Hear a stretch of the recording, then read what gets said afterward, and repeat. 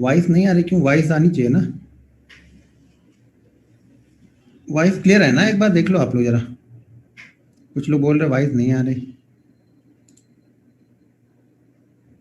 Clear है भाई, clear है वॉइस। आप एक बार चेक कर लो नेटवर्क ऊपर। ओके ओके, बढ़िया बढ़िया वॉइस।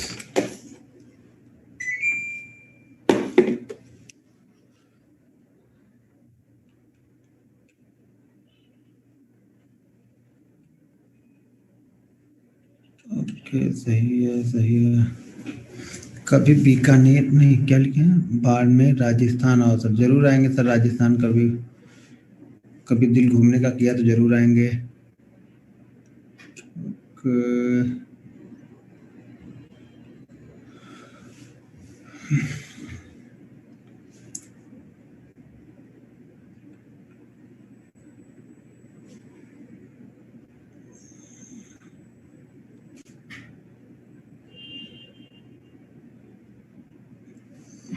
कभी इंदौर भी आइए सर, इंदौर भी आएंगे। हर जगह आएंगे, जहाँ जहाँ आप लोग बुलाएंगे प्यार से वहाँ वहाँ आएंगे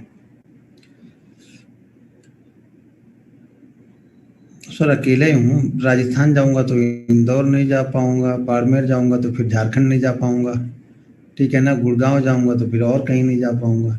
हूँ तो अकेला ही, तो कहीं आता रहूंगा। कभी समय मिलेगा तो जरूर आऊंगा, तो मिलूंगा आप लोगों से।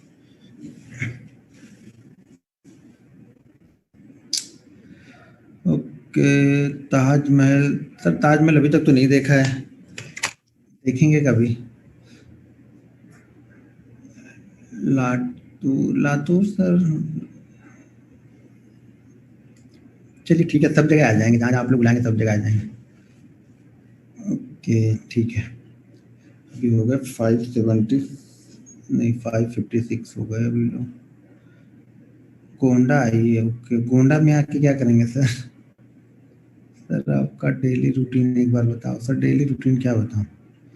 सुबह मस्त, रात में मस्त सोता हूँ, सुबह मस्त उठता हूँ, दिन भर ट्रेडिंग करता हूँ, बस यही रूटीन है। और क्या रूटीन बताऊँ उसमें? बाकी रूटीन तो आप लोग भी वही करते होगे ना। मेरा कोई अलग से स्पेशल रूटीन थोड़ी बनेगा।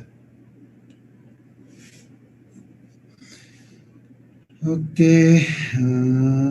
जिंदगी में एक दर्शन करने हैं आपको सर। मेरे दर्शन क्या करें, सामने तो दिख रहा हूँ। और दर्शन कर, भगवान के दर्शन करो, दर्शन करना है तो। ये अपनी अपने परिश्रम का दर्शन करो, मेहनत करो आप अपने लिए। अमरावती आएंगे सर, अमरावती की उधर कहाँ जाए सब। अमरावती अकोला कहाँ बुला रहे हो? अमरावती अकोला नागपुर।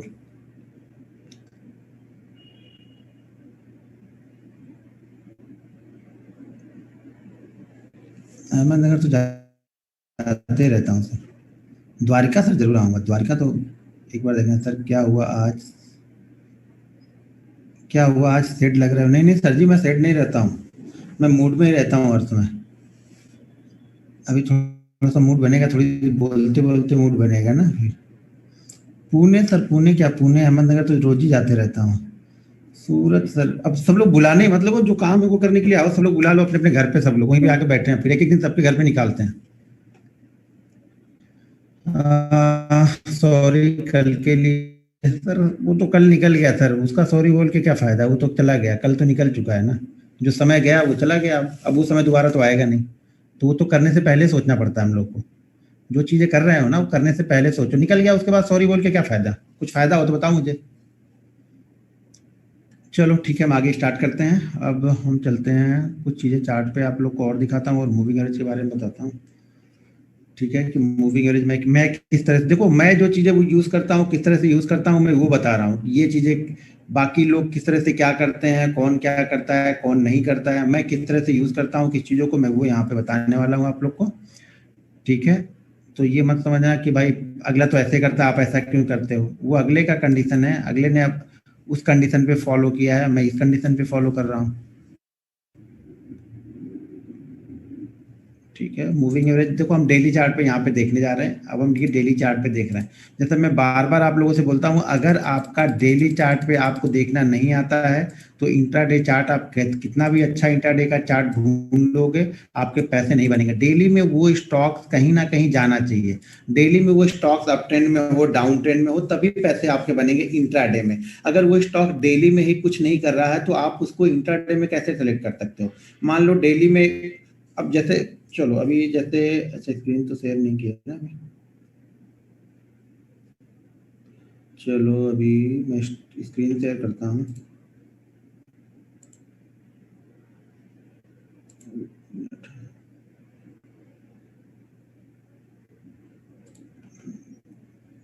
मैंने स्क्रीन शेयर कर दी।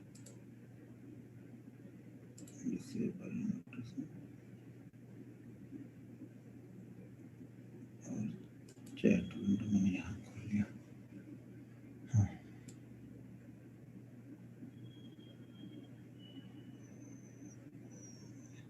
स्क्रीन सर आ गई, स्क्रीन दिख रही है।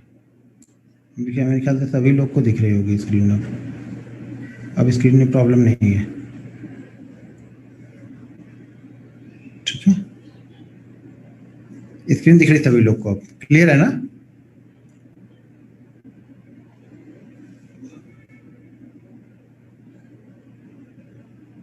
देखो मैंने बताया था ना, सपोर्ट रेजिस्टेंस, ट्रेंड लाइन या किसी भी स्ट्रेटजी, कैंडल स्टिक अगर ये बनती है तो मतलब अगर हम उस कंडीशन से स्टॉक सेलेक्ट करके बैठे हैं, मतलब उसे हम अगले दिन के लिए सेलेक्ट कर लिया है हमने। और एक दिन आज हमने रिसर्च करके देख लिया, जैसे हमने देख लिया कि आईसीआईसीआई बैंक पे ब्रेकआउट है, ठीक है, तो हम आईसीआईसीआई बैंक पे बैठे हुए हैं कल ट्रेड करने के लिए। अगर हमारी कंडीशन में फॉलो होता है, सही जगह पे ओपन होता है, फिर उसे क्रॉस करता है, तो हम बैठे हुए हैं।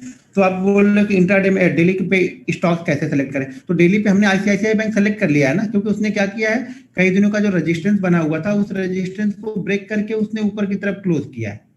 ठीक है, अब जैसे ये रहा आईसीआईसीआई बैंक का चार्ट लगा लेता हूँ ये। अब यहाँ पे आपके पास चार्ट दिख रहा है आईसीआईसीआई बैंक का। तो ये क्या कर रहा है, पिछले देखिए लगभग पूरा नवंबर इसने निकाल दिया। पूरे नवंबर में इसने कितने पॉइंट की मूवमेंट दी? जैसे कल ही मैंने देखो आप लोग को दिखाया कि जब स्टॉक रेंज में फंसा होता है तो किस तरह से ट्रेड करता है, और रेंज के बाहर निकलता है तब किस तरह से ट्रेड करता है। अब ये रेंज में फंसा हुआ स्टॉक से ये 30 पॉइंट के अंदर में इसने पूरा महीना निकाल दिया। ठीक है, अब जैसे ये निकला है, अगर कल कल के सेशन में हमें ये नहीं देखना कहाँ जाएगा, हम इंट्राडे ट्रेडर हैं, तो हमें मंडे के सेशन में क्या देखना है कि ये अपने आज के हाई के ऊपर ट्रेड करे। जो भी इसका हाई लगा हुआ है इस हाई के ऊपर ट्रेड करे, और हाई के ऊपर ट्रेड करने के बाद हमारी एंट्री होगी। अब इंपॉर्टेंट यहाँ पे क्या हो जाता है, जब हम इस तरह से 4-5 स्टॉक सेलेक्ट करते हैं ना, तब जाके हमें कहीं 2 स्टॉक्स में ट्रेड मिलते हैं।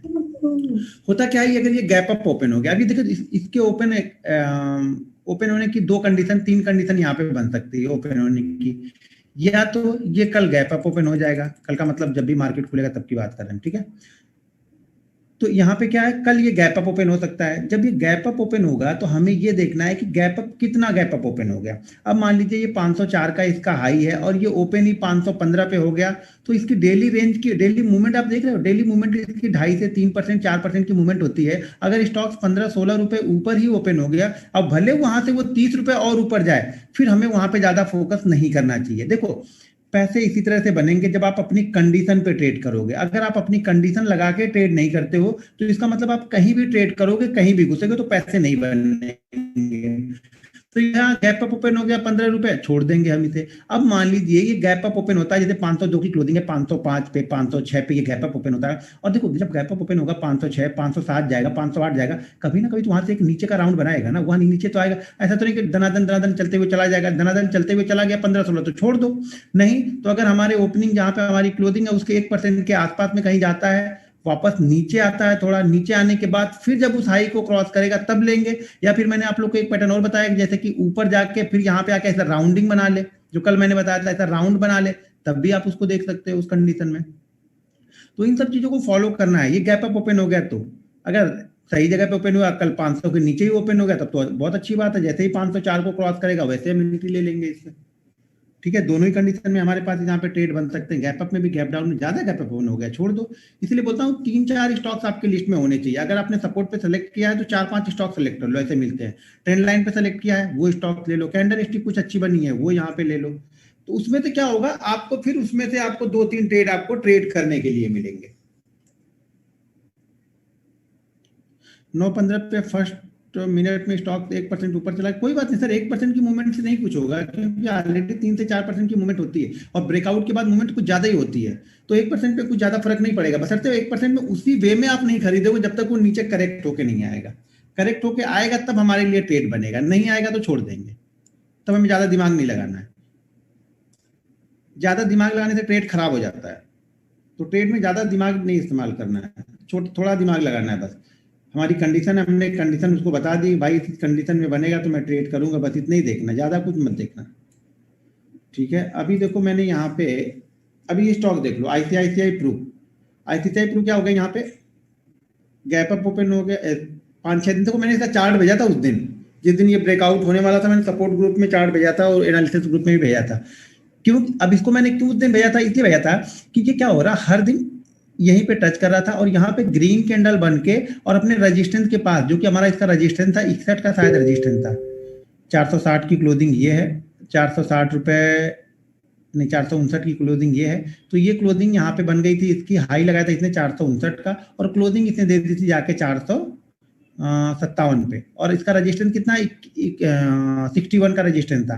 तो देखो नीचे ओपन हुआ है, हमारे रजिस्टेंस कहाँ पे ओपन हुआ, नीचे ओपन हुआ और नीचे ओपन होके ऊपर की तरफ क्रॉस किया है, तो हमें ये इंट्राडे में एक ट्रेड मिल गया होता। अब अगले दिन हमें ये ट्रेड नहीं मिलेगा, क्यों नहीं मिलेगा, क्योंकि इसने अपने हाई के पास क्लोज नहीं किया है, दिख रहा है यहाँ पे, ये अपने हाई के पास क्लोज नहीं किया, तो हमारे लिए ये ट्रेड नहीं मिला यहाँ पे।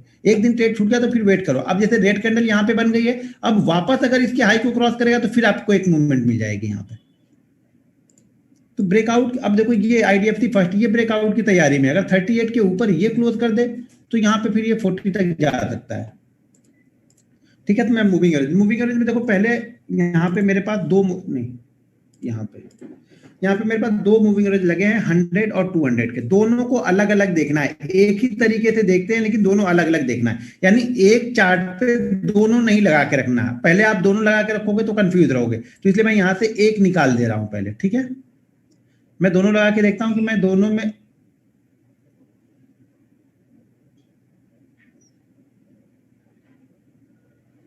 हाँ मैं दोनों इसलिए लगा के रखा हूं, तो मैं फॉलो किसी एक को ही करूंगा जो अच्छी तरह से फॉलो कर रहा है। आप दोनों लगा के रखोगे तो दोनों को एक साथ देखना स्टार्ट करोगे, पहले अलग अलग देखना स्टार्ट करो, बाद में फिर एक साथ लगा लेना, कोई दिक्कत नहीं। अब देखो सबसे पहले ना, जैसा कि मैंने आप लोगों को बताया है कि देखो हर चीज, कहीं सपोर्ट रेजिस्टेंस आप देख रहे हो, कहीं ट्रेंड लाइन देख रहे हो, कहीं मूविंग एवरेज देख रहे हो, हर स्टॉक अपना अपना एक अलग नजरिया होता है चलने का, उसको चलाने वाले ऑपरेटर, हर स्टॉक के लिए यहाँ पे ऑपरेटर फिक्स है, ये ध्यान रखना। हमें नहीं पता है कौन ऑपरेटर, का मतलब ये होगा कि बड़े बड़े ट्रेडर हैं, उनको 20 स्टॉक्स में वो ट्रेड नहीं करेंगे, उन्होंने 2 4 5 स्टॉक सेलेक्ट कर लिए हैं, केतन पारी, केतन मेहता की तरह, हर्षद मेहता और केतन पारी की जगह इन लोगों ने स्टॉक सेलेक्ट करके बैठे हुए हैं, वो लीगली करते हैं, इनलीगल नहीं करेंगे कुछ भी, वो लीगल करेंगे, बड़े पैसे के साथ में करेंगे, लेकिन उन्होंने अपने 4 5 स्टॉक सेलेक्ट कर लिए हैं, उसी 4 5 स्टॉक्स में वो जब भी ट्रेडिंग करेंगे उसी 4 5 स्टॉक्स में ट्रेडिंग करेंगे, उसी 4 5 स्टॉक्स में वो पैसे लगाएंगे, लेकिन वो पैसे सही जगह पे लगाएंगे जहाँ, तो उनको कुछ चीजें वो देखते हैं और उन्हीं चीजों को वो कंटिन्यू फॉलो करेंगे। वो 4 5 लोग कहीं भी देश के 4 कोने में बैठे हो सकते हैं, बड़े पैसेदार होंगे, बड़े पैसे वाले होंगे, बहुत सारी कंपनियां ट्रेडिंग करती है, जैसे मान लो रिलायंस है, तो रिलायंस के शेयर कुछ ट्रेड कर रहे होंगे, हमें नहीं पता होगा, पीछे से बैठ के लोग ट्रेड कर रहे होंगे उसको, तो उन लोगों को कुछ पैटर्न, बस सिंपल, वो लोग ज्यादा दिमाग नहीं लगाते हैं, हम ये भी देख लूं, वो भी देख लूं, वो भी देख लूं, वो लोग किसी एक या दो चीज को फॉलो करेंगे कि हमें इसको सपोर्ट रेजिस्टेंस को देखना है, ब्रेक करेगा तो हम लोग बाइंग करेंगे, उसके पहले एंट्री कर लेंगे, वही लोग ब्रेक करवाएंगे उसको। ठीक है, या फिर वो ट्रेंड लाइन को फॉलो कर लिए, या फिर वो मूविंग एवरेज को फॉलो कर लिए, अगर उनको शॉर्ट टर्म के लिए लेना है, तो ट्रेडर है तो शॉर्ट टर्म यानी 10% 12% का मूवमेंट उनको मिल गया। आप लोग यहाँ पे पैसे रोज डबल करने के लिए आते हो, आप लोग को 20% या 25% की मूवमेंट चाहिए यहाँ पे हर दिन के लिए, उनके लिए ना बड़ा पैसा लगाते हैं ना, अगर साल का उनको 40% भी मिल गया वो लोग खुश हैं, तो साल में अगर उस पर 4 ट्रेड उनके लिए मिल गया ना तो वो लोग खुश हैं, आप नहीं खुश होगे। आपको अगर 1 लाख का 10 लाख भी बन जाएगा ना 6 महीने के अंदर में, तो आप वो 10 लाख को वापस 1 लाख लाने के चक्कर में पड़ जाओगे, तो आप उस पैसे को हजम नहीं कर पाओगे, तो वो एक ही पैटर्न को फॉलो करते हैं। तो अब यहाँ पे मूविंग एवरेज देखो हमें किस तरह से फॉलो करना है, पहले यहाँ पे देखते हैं मूविंग एवरेज हमें फॉलो किस तरह से करना है। देखिए मूविंग एवरेज फॉलो करने की 2 कंडीशन मैं लगा के रखता हूँ, 2 कंडीशन में जब मेरा मूविंग एवरेज आता है तभी मैं उसको फॉलो करता हूँ। ठीक है, अब चलते हैं पहले कुछ अच्छे, सबसे पहली बात तो जो भी मूविंग एवरेज फॉलो करना, वो पीछे के 2-3 जरूर आप देख लेना कि 2-3 बार उस जगह से सपोर्ट या रेजिस्टेंस उसने लिया है या नहीं लिया है। इसने क्या किया, कट हो रहा है यहाँ पे ऊपर नीचे कट हो रहा है, तो हम इसको नहीं देख रहे हैं। आप लोग सारे स्टॉक्स को देखते हो ना, मैं सारे स्टॉक्स को नहीं देखता हूँ। अभी देखो, चलो बताता हूँ, ये स्टॉक्स को देखो आप, नहीं ये भी इतना अच्छा नहीं है, ये भी नहीं है 2 बार। अब इस स्टॉक्स को देखो, ध्यान से देखो, इस स्टॉक्स में कुछ अलग लग रहा है बाकी स्टॉक की अपेक्षा। टाइप करो आप लोग। अभी जैसे मैं बाकी अपने देखे इतने सारे चार्ट, इस चार्ट को देखो, इस चार्ट को देखो, इस चार्ट को देखो, इस चार्ट को देखो, और उसके देखने के बाद में आप इस चार्ट को देखो। कुछ नजर आ रहा? ये 100 नहीं है, ये 200 है सर, 200 का लगा हुआ है यहाँ पे। मैंने बताया ना, पहले हम 200 को देख रहे हैं, बाद में 100 को भी इसी तरीके से देखेंगे, और दोनों को अलग अलग लगा के देखना, एक साथ मत लगाना। कम से कम 9 महीने तक आपको एक साथ नहीं लगाना, बाद में आप फिर एक साथ लगा लेना। देखो ये क्या कर रहा है ना, ये बहुत अच्छी तरह से फॉलो कर रहा है अपने सपोर्ट को। ये यहाँ पे ये रेजिस्टेंस को बहुत अच्छी तरह से फॉलो कर रहा है, ये दिख रहा है। हर बार जब ऐसी 2-3 बार बनते हैं ना, तो हमें कॉन्फिडेंस आता है किसी स्टॉक में कि ये ब्रेक करेगा तो ये पक्का ऊपर की तरफ निकलेगा। इसका ऑपरेटर जो भी है वो इसको बहुत अच्छी तरह से फॉलो कर रहा है, या बहुत अच्छी तरह से हमसे ही फॉलो करवा रहा है ये। लेकिन ये बहुत अच्छी तरह से इस स्टॉक्स को फॉलो करवा रहा है यहाँ पे, ये सपोर्ट रेजिस्टेंस को। तो यहाँ पे हमें ये समझना है कि जो देखो, यहाँ पे हमें कुछ भी नहीं करना है, सिर्फ हमें चार्ट घूम के देखना है। ऐसे चार्ट देखने हैं कि कौन से चार्ट पे सपोर्ट, मूविंग एवरेज का सपोर्ट अच्छा ले रहा है या रेजिस्टेंस अच्छा ले रहा है। अब इसने रेजिस्टेंस यहाँ पे अच्छा लिया है ना, जब ये नीचे की तरफ आएगा तो ये सपोर्ट भी यहाँ पे बहुत अच्छा लेगा, ठीक है। तो यहाँ पे क्या कर रहा है, ये 3 बार मूविंग एवरेज बन गया। अब यहाँ पे ध्यान हमें क्या रखना है, ये मूविंग एवरेज में हमें तुरंत बाइंग नहीं करना है। और यहाँ पे मैं इंट्राडे की बात नहीं कर रहा हूँ, ये हम कुछ दिन, 1 दिन 2 दिन 4 दिन 5 दिन का व्यू यहाँ पे लेके चल रहा है इस स्टॉक में, ठीक है ना। जो भी हम मूविंग एवरेज को देख रहे हैं, इसमें 3-4-5 दिन का व्यू लेके हम चल रहे हैं स्टॉक में। तो यहाँ पे एक दिन में ही मत व्यू निकाल लेना, क्योंकि हम डेली चार्ट पे देख रहे हैं। बहुत लोग ऐसे भी होंगे जिनको स्टॉक स्विंग ट्रेडिंग के लिए लेके जाना होगा, तो सबसे बेस्ट आइडिया मेरे लिए ये रखता है कि मैं इसको लेके जाता हूँ। तो यहाँ पे क्या हो रहा है, ये मूविंग एवरेज को क्रॉस कर रहा है, ठीक है। जैसे इसको क्रॉस करके एक दिन क्लोज कर देगा, देखो आज क्रॉस करा, तो मैं आज इसको कुछ नहीं करने वाला हूँ, आज मैं इसको क्लोज होने देने वाला हूँ, ठीक है। ये आराम से क्लोज हो जाएगा, तब मैं इसको वापस लेके जाऊंगा। अगले दिन जब आऊंगा, ये हमारे जो पिछले दिन का हाई है, जैसे मान लो अगर इसको मुझे लेके जाना होगा,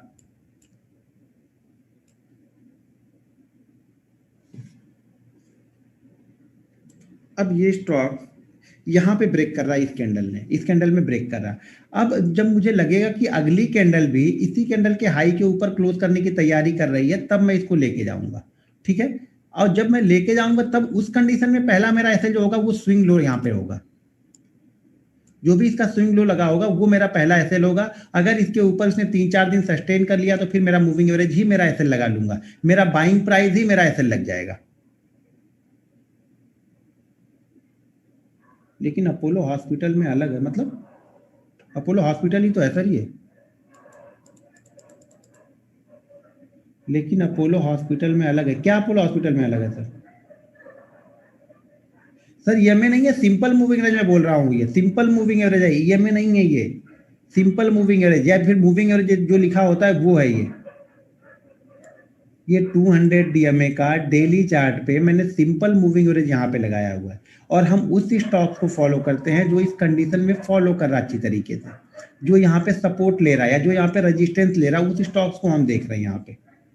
अब कौन सा स्टॉक्स है वो मत आप लोग दिखाओ। 10 लाख से झुंझुनवाला ने बाइंग कर लिया, तो आपके पास भी अगर 10 लाख रुपए है तो आप भी बाइंग कर लो उसको, ठीक है। अब झुंझुनवाला ने क्या बाइंग किया, उससे क्या लेना देना है, सीखने आए हुए, इंट्राडे करनी ट्रेडिंग 5,000 या 50,000 रुपए की है, बात करेंगे हम करोड़ों की यहाँ पे, तो कैसे होगा। तो जो कर रहे हो वो तो कर लो पहले, फिर बाद में वो देख लेना कौन सा झुंझुनवाला ने बाइंग किया, वॉरेन बफेट ने क्या बाइंग किया है, सब वो खरीद लेना आप लोग।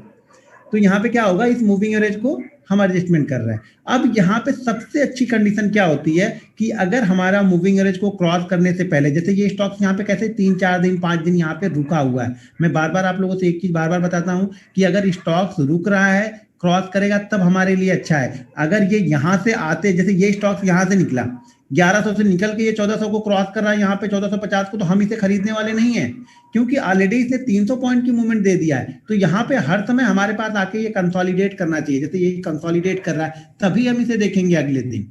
अभी और स्टॉक्स में देखते हैं, जैसे कुछ और स्टॉक्स में चलते हैं।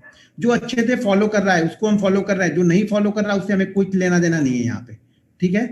जो अच्छे से फॉलो कर रहा है, स्टॉक मूविंग एवरेज तो हर स्टॉक्स में लगा होता है, ट्रेंड लाइन हर स्टॉक्स में बनेगी, सपोर्ट रेजिस्टेंस जहां पे दिल करेगा वहां पे आप बना सकते हो। लेकिन जो फॉलो कर रहा है हम उसे फॉलो कर रहे हैं, हम कुछ नहीं यहाँ पे कर रहे हैं, हम बस ये देख रहे हैं कि कौन सा स्टॉक अच्छी तरीके से फॉलो कर रहा है। बजाज ऑटो, पीछे भी देखो, यहाँ भी देखो रेजिस्टेंस लिया है, यहाँ भी सपोर्ट लिया है, फिर यहाँ भी सपोर्ट लिया और यहाँ भी सपोर्ट लिया है। इस कंडीशन में क्या होनी चाहिए, देखो दो कंडीशन, एक तो क्या हो रहा है कि स्टॉक नीचे से ऊपर निकल के जा रहा है, तो ये नीचे से ऊपर निकल के नहीं जा रहा क्योंकि एक ही बार बना और ये ऊपर निकल के चला गया, हमें इसमें कुछ नहीं देखा हमने। अब क्या होगा, जैसे मान लो ये स्टॉक हमसे छूट गया है, तो इस स्टॉक्स में अगर हमें री एंट्री लेनी होगी ना, तो हमें इंतजार करना पड़ेगा कि ये हमारे मूविंग एवरेज के पास आए और यहाँ पे 4 दिन 5 दिन 6 दिन ये रुके स्टॉक, तब अब यहाँ पे री एंट्री लेंगे। दो तरीके से बाइंग करेंगे, एक तो फ्रेश, अगर हम यहाँ पे रेजिस्टेंस बना रहा है 2 बार 3 बार यहाँ पे आया, इसने रेजिस्टेंस बनाया और रेजिस्टेंस बना के ऊपर निकला, तब हम इसे लेंगे, लेकिन कंसोलिडेट करने के बाद में। अब अगर ये ऊपर निकल चुका है, हमें नहीं पकड़ में आया, तो वापस जब नीचे की तरफ आएगा और हमारे मूविंग एवरेज के पास में यहाँ पे 4 दिन 5 दिन कंसोलिडेट करेगा, तब हमारी एक नई एंट्री फिर से यहाँ पे बनेगी। और उस कंडीशन में एसएल फिर से आपको क्या लगा के रखना पड़ेगा, अपने मूविंग एवरेज के नीचे की क्लोजिंग। देखिए अगर मूविंग एवरेज के ऊपर ही ये कंसोलिडेट कर रहा है, तब कि थोड़ा बहुत नीचे भी आ जाएगा, एक आध कैंडल नीचे हो जाएगी, कोई दिक्कत नहीं है, लेकिन ज्यादातर कैंडल क्या होनी चाहिए, मूविंग एवरेज के ऊपर ही कंसोलिडेट करनी चाहिए, और उसके ऊपर निकलेगा तो हम यहाँ पे बाइंग करेंगे, मूविंग एवरेज के नीचे का क्लोजिंग बेसिस पे स्टॉप लॉस लगा लेंगे। छोटा सा स्टॉप लॉस बनता है कभी भी, देखो छोटा स्टॉप लॉस लेके चलोगे ना, तो आपके 4 स्टॉप लॉस होंगे, 2 टारगेट होगा, आप प्रॉफिट में रहोगे। लेकिन ये अंदर आपके अंदर ये कला होनी चाहिए, भाई स्टॉप लॉस मांग रहा है, स्टॉक्स मांग रहा है, बोला नहीं स्टॉप लॉस ही करूंगा आपका, तो उसको दे दो। वो आपसे मांग रहा है कि नहीं यहाँ से तुमको पैसा लेके जाऊंगा, मैं 1000 लेके जाऊं, 2000 लेके जाऊंगा, मुझे आपको देना है, आराम से दे दो। नहीं दोगे तो अच्छे अच्छे ट्रेड आपके छूट जाएंगे, आपका पैसा यहाँ पे ब्लॉक हो जाएगा। अब अगर यहाँ से अगर आप 1% 2% लॉस पे नहीं निकल पाते, तो जाहिर सी बात है 5% लॉस में तो आप निकलोगे नहीं, फिर आप निकलोगे कम से कम 20% लॉस में। पहली बात तो हमने कैपिटल ब्लॉक कर दी, दूसरी बात हम निकल रहे, हमने टाइम यहाँ पे वेस्ट कर दिया अपना, उस ट्रेड में शायद बहुत सारे अच्छे ट्रेड हमसे छूट गए होंगे। क्योंकि जब एक लॉस की पोजीशन खड़ी हो जाती है ना बड़ी, तो फिर हिम्मत नहीं करती है बाइंग की पोजीशन लेने में यहाँ पे। तो इस कंडीशन में हम यहाँ पे बाइंग करेंगे। जैसे और कोई स्टॉक देखते हैं, देखो जो अच्छे से फॉलो करे, मैं बार बार बोल रहा हूँ कि जो अच्छे से फॉलो कर रहा है उससे हम फॉलो कर रहे हैं, जो नहीं फॉलो कर रहा उससे हमें कुछ लेना देना उस स्टॉक से नहीं है। यहाँ पे देखो ये रेजिस्टेंस को अच्छी तरह से फॉलो कर रहा है, support support support support support support, एक दो दिन नीचे जाएगा कोई दिक्कत नहीं, लेकिन ज्यादातर टाइम क्या कर रहा है, ये फॉलो कर रहा है इसको, तो हम इसको फॉलो कर सकते हैं। ये भी देखो ज्यादातर टाइम फॉलो ही करता है पीछे। बंधन बैंक, यहाँ पे देखो, यहाँ रजिस्टर, ये सपोर्ट, पिछले 3-4 बार हम देखेंगे, पीछे के 3-4 पूरी हिस्ट्री नहीं देख रहे हैं हम, अब वो नए क्या कर रहा है, नए 3-4 बार क्या कर रहा है वो देख रहे हैं। अगर इसका पूरा खोल के देखोगे तो नहीं समझ में आएगा, पिछले 3-4 बार इसने क्या किया इस मूविंग एवरेज के पास में, ज्यादा ऊपर नीचे कट किया, छोड़ दो इसको, कुछ नहीं देखना। यहाँ पे देखो सपोर्ट, ठीक है, रेजिस्टेंस, फिर यहाँ पे आया रेजिस्टेंस, फिर कुछ दिन बाद घूम गया। देखो कितना अच्छा सरल तरीका है, बिल्कुल सरल तरीका है पैसे बनाने का। लेकिन लोग क्या है ना, सरल तरीके लोगों को पसंद नहीं आते, यहाँ पे लोगों को सिंपल चीजें यहाँ पे पसंद नहीं आती स्टॉक मार्केट में, उनको कॉम्प्लिकेटेड चीजें ही चाहिए। जब तक वो कॉम्प्लिकेटेड नहीं करेंगे ना, तब तक उनको लगेगा ही नहीं कि वो मेहनत कर रहे हैं। इंडेक्स में भी कर सकते हैं, अगर इंडेक्स फॉलो कर रहा है इंडेक्स को भी आप कर सकते हैं, Nifty, bank Nifty, commodity, gold, silver, सबको आप कर सकते हैं। बस वो फॉलो करते रहना चाहिए। पिछले 3 बार 4 बार उसने क्या किया उस पर ध्यान रखो, पिछले 10 बार की बात नहीं करना, पिछले 3-4 बार उस मूविंग एवरेज के पास वो क्या कर रहा है वो आपको फोकस करना है। अगर वो फॉलो कर रहा है मतलब ये कुछ काम करेगा यहाँ पे। फिर ये अब यहाँ पे ज्यादा बड़ी मूवमेंट नहीं है, देखो यहाँ पे कंसोलिडेट किया, नीचे गया, तो ये ज्यादा डाउनफॉल नहीं है, तो यहाँ पे आप तुरंत भी ले सकते हो, क्योंकि आपका एसएल कितने का बनेगा, 80 का बनेगा। ट्रेड कहाँ पे बन रहा है, यहाँ पे आपका 300 पे बन रहा है, तो इसको हम ले सकते हैं। लेकिन अगर यही 240 से आके इसको डायरेक्ट क्रॉस करता तब हम नहीं लेते, तब हम वेट करते, या तो ऊपर जाके कंसोलिडेट करता या फिर ये नीचे इसी लेवल के नीचे कंसोलिडेट करता, दोनों जगह कंसोलिडेशन चल जाएगा हमारा। इंडेक्स में भी देख सकते हैं सर, कंसोलिडेशन में एंट्री जब हाई रेंज को क्रॉस करेगा तब, जैसे मान लीजिए कंसोलिडेशन कर रहा है, अगर इसके नीचे कंसोलिडेशन कर रहा है तो जो भी एक वीक जो भी कुछ होगा उसका एक हाई होगा ना, 4-5-10 दिन के जो कंसोलिडेशन का लेवल होगा उसका एक हाई होगा, और मूविंग एवरेज के ऊपर निकला होगा तो उस हाई के ऊपर हम एंट्री ले लेंगे यहाँ पे। और उसी जो कंसोलिडेट का जो एक रेंज बनाएगा, उसी रेंज का लोअर एंड हमारा एसएल हो जाएगा यहाँ पे। हाँ, इसको स्विंग ट्रेडिंग के लिए यूज करेंगे, ज्यादातर इसको स्विंग ट्रेडिंग के लिए ही यूज करेंगे हम, या फिर अगर आपको बीटीएसटी लेना है तो भी आप लेके जा सकते हो। Period moving average daily chart है 200, यहाँ पे दिख रहा है आपको सामने 200 में वन एक शुभ के लिए होता है ना कि 201, जब हम बारात में जाते हैं किसी को देना होता है तो 1001, 501, 201, तो इसलिए मैं 201, 101 ऐसा फॉलो करता हूँ ज्यादातर, 51, 21 इस तरह से फॉलो करता हूँ ज्यादातर डेली चार्ट पे।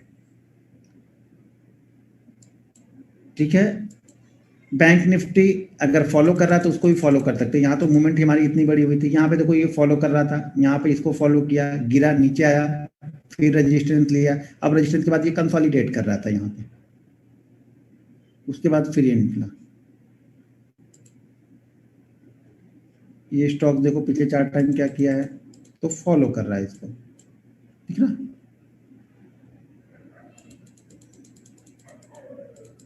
अब ये देखो कितना अच्छा, ये ट्रेड ज्यादा अच्छा होगा क्योंकि यहाँ पे यहीं पे कंसोलिडेट कर रहा है हमारा, ज्यादा बड़ा एसएल भी नहीं होगा। कितने एसएल बन रहा है, 50 पॉइंट का यहाँ पे एसएल बनेगा आपका, 60-70 पॉइंट का, सॉरी, और इसके ऊपर निकलेगा तब हमारी बाइंग बनेगी क्योंकि कंसोलिडेशन के बाद निकल रहा है।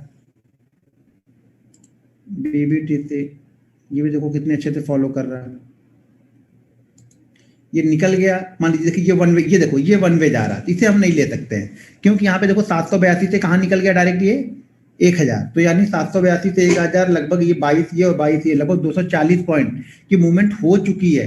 तो हम यहाँ पे डायरेक्ट नहीं घुसने जाएंगे, अब हम वेट करेंगे कंसोलिडेशन। जैसे ये कंसोलिडेट कर रहा है मूवमेंट के पास, ये दिख रहा है ये कंसोलिडेट कर रहा है, और इसी में अगर आप छोटी सी एक ट्रेंड लाइन ड्रॉ कर लोगे तो आपका ये ट्रेड बिल्कुल सक्सेसफुल हो जाएगा। ये ट्रेड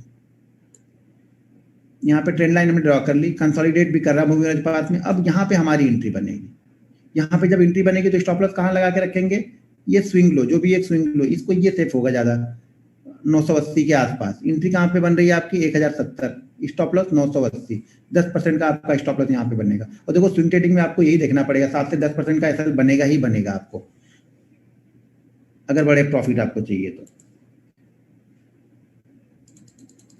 मतलब इसको नहीं फॉलो करूंगा मैं, ये इसको नहीं फॉलो करूंगा, ठीक है। जो फॉलो कर रहा है, हम किसी को नहीं फॉलो कर रहे, सिर्फ मैं चार्ट देख रहा हूँ कि कौन सा चार्ट अच्छी तरीके से फॉलो कर रहा है, मैं उसी को फॉलो करता हूँ। जो नहीं फॉलो करता है छोड़ देता हूँ, ये नहीं कर रहा ऊपर नीचे डायरेक्ट हो रहा, मैं इसे देखूंगा भी नहीं मूव रेंज लगा के। ये कंटिन्यू अच्छा कर रहा है, यहाँ पे देखो कितना अच्छा 1 2 3 4 5, फिर यहाँ पे कंसोलिडेट किया, ऊपर की तरफ निकला, फिर ब्रेक किया तो मूवमेंट जबरदस्त यहाँ पे नीचे की तरफ मिली। तो जब ऊपर की तरफ जाएगा भारतीय एयरटेल, आप देख रहे हो ना, ऊपर की तरफ जाएगा ना तो ये रेजिस्टेंस है इसके लिए, 508 510 का एरिया, ये रेजिस्टेंस एरिया है, ये इसके लिए रेजिस्टेंस एरिया है। तो ये ध्यान रखना, डेली चार्ट के इसके ऊपर क्लोज करेगा तो बहुत अच्छी बात है इसके लिए, ये बहुत अच्छे से निकल के जा सकता है, फिर 550 की तरफ जाएगा फिर ये, क्योंकि पीछे ये फॉलो कर रहा है, इसको जो फॉलो करने वाले लोग हैं वो इसको फॉलो कर रहे हैं। देखो इसके देखने से ना सब इन सब चीजों को, ट्रेंड लाइन, सपोर्ट, एक्सटेंड, जब हम कंटिन्यू सब बना के देखते रहते हैं ना, पीछे से हमारे जहन में चलता रहता है ना, तो हमें पता चलता है कि इसमें जो बड़े ट्रेडर हैं वो किस तरह के ट्रेड लेते हैं, और हमें उनको ही ट्रेड करना है, क्योंकि बड़ा पैसा हमारा तभी बनेगा जब हम उनके साथ साथ ट्रेड कर रहे हैं। तो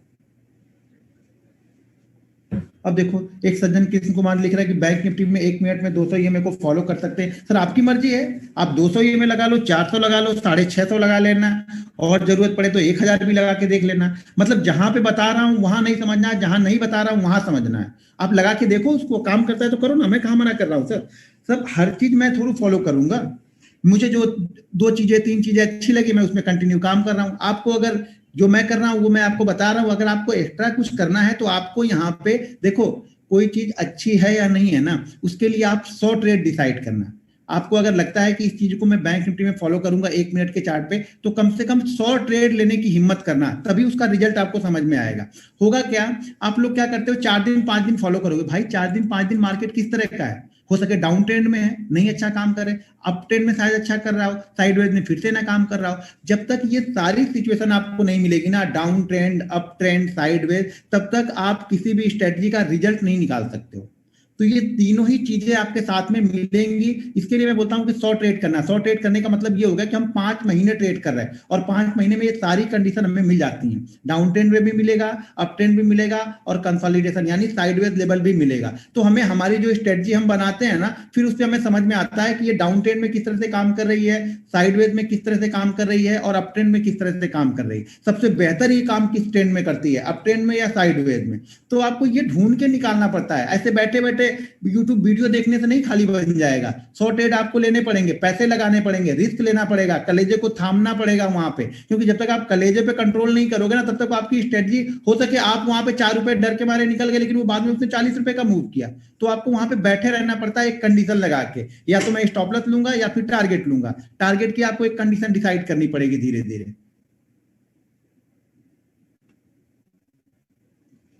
ठीक है, तो इसमें ये क्या है, जिसको ये फॉलो कर रहा, हम नहीं फॉलो कर रहे, मैं बार बार बोल रहा, हम नहीं मूविंग एवरेज कुछ लगा रहे, हम सिर्फ चार्ट पे देख रहे हैं कि कौन सा स्टॉक इस चीज को बहुत अच्छी तरह से फॉलो कर रहा है। जिसको ये बहुत अच्छी तरह से फॉलो कर रहा है मैं उसको फॉलो करूंगा, बस ये है कंडीशन हमारी। इसमें हमने कुछ वो नहीं किया है कि हमने कुछ इसमें लगाया है या हमने कुछ इसमें इन्वेस्टमेंट किया है, हमने कुछ नहीं किया है। बस मैंने सिर्फ इतना किया है कि कौन सा स्टॉक अच्छी तरह से फॉलो कर रहा है। जबकि आप क्या करते हो, हर स्टॉक्स में 200 लगा के देखोगे, हर स्टॉक्स में 100 डीएमए लगा के देखोगे। सबके लिए नहीं देखना। मैंने 20-30 वाली स्ट्रेटजी बताई, वो भी सबके लिए नहीं बताई। मैंने बताया कि जो स्टॉक ब्रेकआउट या ब्रेकडाउन कर रहे होंगे उसमें वो बेहतर काम करेगा। तो पहले आपको डेली चार्ट पे जाके ये देखना पड़ेगा कि ब्रेकआउट या ब्रेकडाउन है या नहीं है। इसमें टारगेट सर चलता रहता है, इसमें टारगेट फिक्स नहीं रहेगा। हम मूविंग एवरेज में लेट टारगेट फिक्स नहीं है, टारगेट मोमेंटम को हम ट्रेड करते हैं। कई बार आपको टारगेट 5% में मिलेंगे, कई बार ये टारगेट 20%, 25% में भी आपको निकलने ही नहीं देगा। ठीक है ना, तो हमेशा अगर बड़े ट्रेड लेना है तो पिछला स्विंग लो आपका एसएल होना चाहिए, बस इतना ध्यान रखो आप।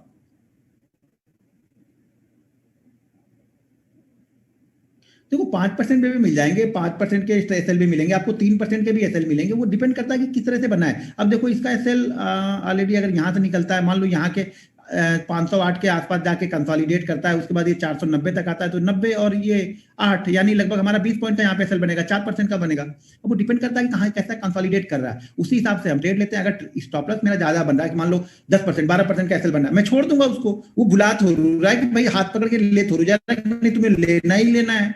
अभी तो हमारी गलती है कि हम जबरदस्ती घुस रहे हैं वहां पे। अगर जबरदस्ती घुस रहे हैं 20% एसएल के लिए, तो क्वांटिटी को कम करके मैं घुसूंगा वहां पे, क्योंकि मेरा रिस्क मैनेजमेंट तो फिक्स है ना कि मैं इस स्टॉक में 10,000 रुपए ही देने वाला हूँ लॉस करने के लिए।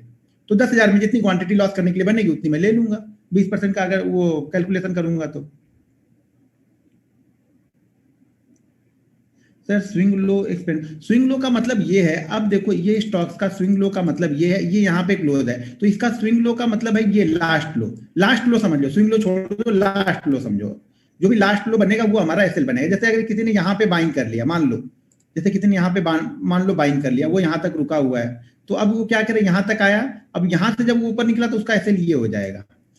इसने एक फिर से लो लगाया, वापस ऊपर की तरफ निकला तो इसका नया एसएल इसका ये हो जाएगा। इसने फिर से लगाया, ये लो लगाया, तो अब इसका एसएल यहाँ पे चल रहा है तो ये हो गया। अब ये वापस यहाँ तक गया, शायद फिर 480 आएगा, तो इसका एसएल धीरे धीरे क्या होगा, एसएल को ऊपर की तरफ लेके चलते जाएंगे। ठीक है, तो इसको देखना है आपको कौन सा स्टॉक अच्छी तरीके से फॉलो कर रहा है। ये नहीं कर रहा है, ऊपर नीचे, मैं भी नहीं करूंगा इसको, मुझे पकड़ के थोड़ा करवाएगा ये कर रहा है।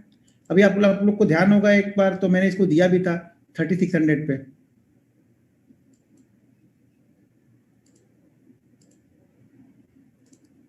ये देखो इस स्टॉक को देखो, मतलब वो देखने से ही आपको लगेगा कि हाँ यहाँ पे पैसा बनेगा यार ये, लेकिन वो थोड़ी सी ढूंढने वाली मेहनत तो हमें करनी पड़ेगी ना। एक्सप्लेनेशन और सिंपल मूविंग का डिफरेंस क्या है, क्या आपने लिखा था,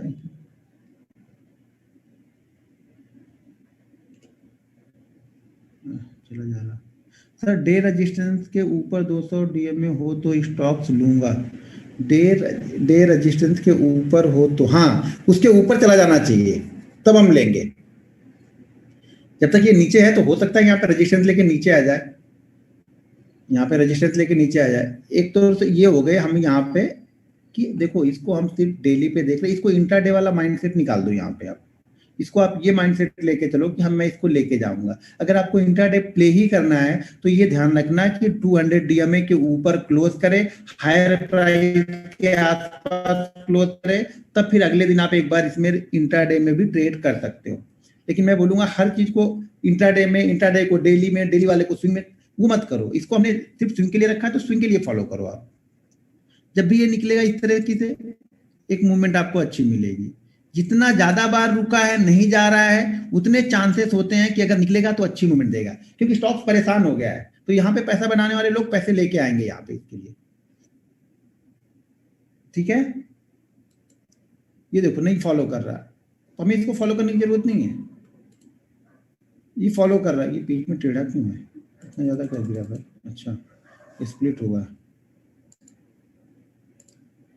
क्या होगा 2000, हाँ ये ठीक है। नहीं है उतना अच्छा, नहीं अच्छा लग रहा, छोड़ देंगे। हाँ ये भी ऊपर नीचे ही हो रहा, देखो आप, ये ठीक है, लेकिन 2 ही बार है, कम से कम 2-3 बार तो जाने दो। ये भी स्प्लिट हो गया लगता है, ये भी 2019। हाँ ये ठीक है लग रहा। ये देखो पिछली बार अच्छे से फॉलो कर रहा, फिर ये आया नीचे की तरफ आया और डायरेक्ट एक ही बार में क्रॉस कर रहा है। तो इसके लिए क्या अच्छी कंडीशन क्या होती, अगर ये यहाँ पे कंसोलिडेट, जैसे ये ऊपर निकल गया, कंसोलिडेट कर रहा है, कंसोलिडेट के बाद अगर इस हाई प्राइस को निकालता तब हमारी यहाँ पे एंट्री होगी। ये जरूरी नहीं हर स्टॉक्स में एंट्री होगी ही आपकी। अब इसको ध्यान, ये पीछे क्या कर रहा है, हाँ ये देखो प्रॉपर रेजिस्टेंस ले रहा है। अब ये फिर से इस जगह पहुंचे, ये सबसे बेहतरीन स्टॉक्स आपको मिल गया। कौन सा, ये कोल इंडिया। अब यहाँ पे देखो इस जर्नी के बाद में, जैसे ये 118 से निकला 133, 18 से 33 यहाँ पे निकल गया, मतलब मान के चलो कि 10% का मूवमेंट यहाँ पे कर चुका है। अब यहाँ पे अगर ये 1-2 दिन कंसोलिडेट करने के बाद में निकलता है तो हमारी एंट्री यहाँ पे हो सकती है कोल इंडिया में।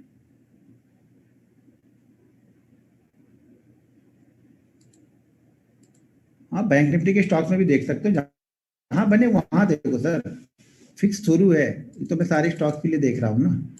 ये फॉलो कर रहा है अच्छी तरीके से। यहाँ पे देखो, यहाँ पे देखो, यहाँ देखो, यहाँ देखो, यहाँ देखो, इसको देखो। तो ये कॉन्फिडेंस देते हैं। अगर किसी एक चीज को आप फॉलो करते हो, जैसे मैं बार बार बोलता हूँ ना कि एक चीजों को फॉलो करोगे तो आपको पैसा तो मिलेगा। स्टॉक मार्केट पैसा आपसे लेगा नहीं अगर आप किसी रूल्स के साथ में ट्रेडिंग करते हो। यानी रूल्स बेस्ड ट्रेडिंग आप करते हो तो आप इंट्राडे करो, डेली करो, स्विंग ट्रेडिंग करो, कुछ भी करो, मार्केट आपसे पैसे नहीं लेगा। अगर आपके पास कोई रूल नहीं है, आप कभी भी किसी भी समय कहीं भी खरीदोगे, कुछ भी बेचोगे, तो मार्केट आपको कभी पैसा देगा नहीं। ये नोट करके रख लेना। यही फर्क है आप में और जो प्रोफेशनल होते हैं उनमें, बाकी और कोई फर्क नहीं है। बाकी आप सब चीज अच्छी करते हो, लेकिन आप किसी रूल्स को फॉलो करके नहीं करते हो। आपके पास कोई रिस्क मैनेजमेंट नहीं है। आप पैसा तो बहुत अच्छा बना लोगे, लेकिन शायद 2 ट्रेड में सारा पैसा दे दोगे। ये फर्क है आप में और हम में। मैं उस 2 ट्रेड में पैसे देने वाला नहीं हूं। मैंने जो पैसे एक बार मार्केट से ले लिए हैं ना, वो मार्केट को देने में कतराऊंगा। आप पैसे ले लेते हो तो आपको ये लगता है कि चलो यार अब रिस्क में बड़ा ले सकता हूं, क्योंकि पहले तो मेरे पास 1 लाख थे, अभी मेरे पास 2 लाख हो गए, तो अब मैं 2 लाख से रिस्क लेके खेलूंगा। मेरे पास 1 लाख है, मेरे पास 2 लाख आया तो मैं 1 लाख उसमें से बाहर निकालूंगा। अगर मैं 1 लाख को 2 लाख बना सकता हूं तो फिर से उसी 1 लाख को 2 लाख बनाऊंगा। समझ रहे, ये फर्क होगा आप में और हमारे में। ये स्टॉक्स अच्छे से फॉलो कर रहा था और देखो कितने अच्छे से कंसोलिडेट कर रहा है। स्टॉक्स देख रहे हो, इसका नजरिया आपको दिख रहा है, कितना अच्छा ये फॉलो कर रहा है, कितना अच्छा कंसोलिडेट कर रहा है। कुछ ज्यादा दिमाग लगाने की जरूरत नहीं है यहाँ पे, बस इंतजार करना है कि हाँ यार जिस दिन निकले बस काम हो गया हमारा। यहाँ पे अच्छी खासी मूवमेंट आपको मिल जाएगी। ये देखो कंटिन्यू फॉलो कर रहा है, ये भी ब्रेकआउट की तैयारी में है। कौन सा, गुड फ्राइडे, यहाँ पे भी नजर बना के रख सकते हो आप।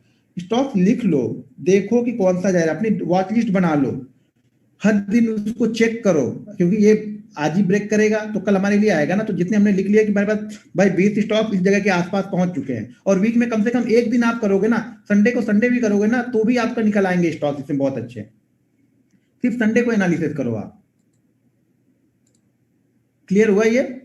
दोनों ही कंडीशन में, ऊपर और नीचे। अभी देखो ऊपर वाली साइड में ये देखो गोल्ड है, गोल्ड को मारा, देखो 200 के पास में यहाँ पे कंसोलिडेट किया, यहाँ पे लिया, यहाँ पे सपोर्ट इसने लिया, यहाँ पे सपोर्ट लिया, सपोर्ट लिया, ये देखो सपोर्ट लिया यहाँ पे, अभी ये सपोर्ट लिया, लेकिन अब ये यहाँ पे क्या कर रहा है, अब इसका देखो ये जो सपोर्ट लेने का यहाँ पे जो सपोर्ट है उसको ध्यान से देखो।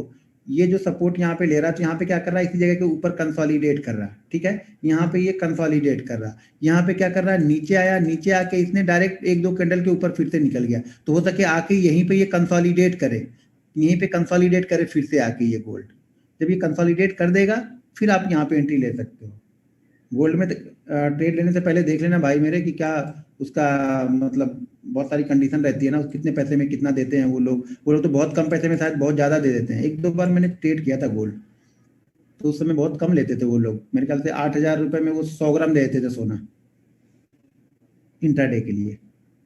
यहाँ पे देखो ये अच्छे से फॉलो कर रहा, अब ये अच्छे से फॉलो करने के बाद बड़ी कैंडल बना दिया, छोड़ दो, क्यों इसके पीछे क्यों पड़ेंगे, जब दोबारा कभी आएगा तब देखेंगे, नहीं है तो छोड़ देंगे, दूसरा स्टॉक ढूंढ लेंगे हम। लेकिन ट्रेंड, आपको ट्रेंड समझ में आएगा, और इन्हीं स्टॉकों में से आपको इंट्राडे के लिए मिलेंगे, क्योंकि यही स्टॉक ट्रेंडिंग है, यही स्टॉक ट्रेंड में है, यही काफी कंसोलिडेट के बाद में ब्रेकआउट कर रहे हैं, तो आपको इंट्राडे मूवमेंट भी इसी में मिलेगी, इन्हीं सभी स्टॉकों में मिलेगी। तो ऊपर की तरफ जाएगा, देखो ये कुछ नहीं कर रहा, छोड़ दो। आपको देखो ध्यान देना है, बस थोड़ी थोड़ी मेहनत करनी है, इतनी मेहनत भी नहीं कर सकते तो कैसे पैसा बनाओगे। आप लोग सोचते 2 मिनट में आऊं देख लूं पैसा बना लूं, तो नहीं होगा ना सर। ठीक है, ये समझ में आया। एक मिनट पहले मैं स्क्रीन को करके क्वेश्चन देख लेता हूँ।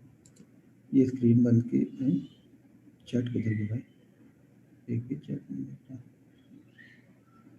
चैट विंडो, हाँ आ गई चैट, हाँ क्या लिख रहे भाई, 1 2 3 4 क्या लिखा था आपने?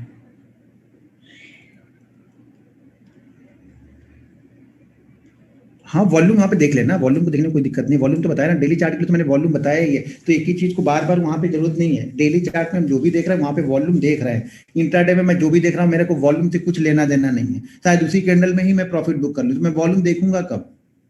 होता है ना कभी कभी आप देखोगे कि उसी कैंडल में ही आपको 2% 3% की मूवमेंट मिल जाएगी, खत्म हो गई। सर एंट्री मूविंग एवरेज के ऊपर क्लोज करेगा तब बनानी है, ठीक है। कंसोलिडेट कर रहा है तो कंसोलिडेट की जो रेंज बनेगी उस रेंज के ऊपर बनानी है।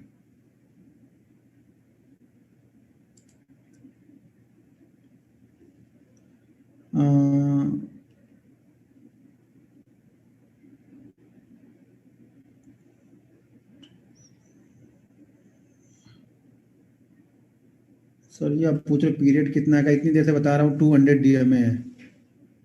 टारगेट हमेशा मोमेंटम रखना है सर, मूविंग एवरेज का टारगेट नहीं निकलता है, टारगेट मोमेंटम को पकड़ना है। एचबीएल पावर कौन से बेस पे लिया है आपने लॉन्ग टर्म के लिए? वो सर स्विंग ट्रेडिंग के लिए नहीं लिया है, मैं इसको स्विंग ट्रेडिंग के बारे में बता रहा हूँ।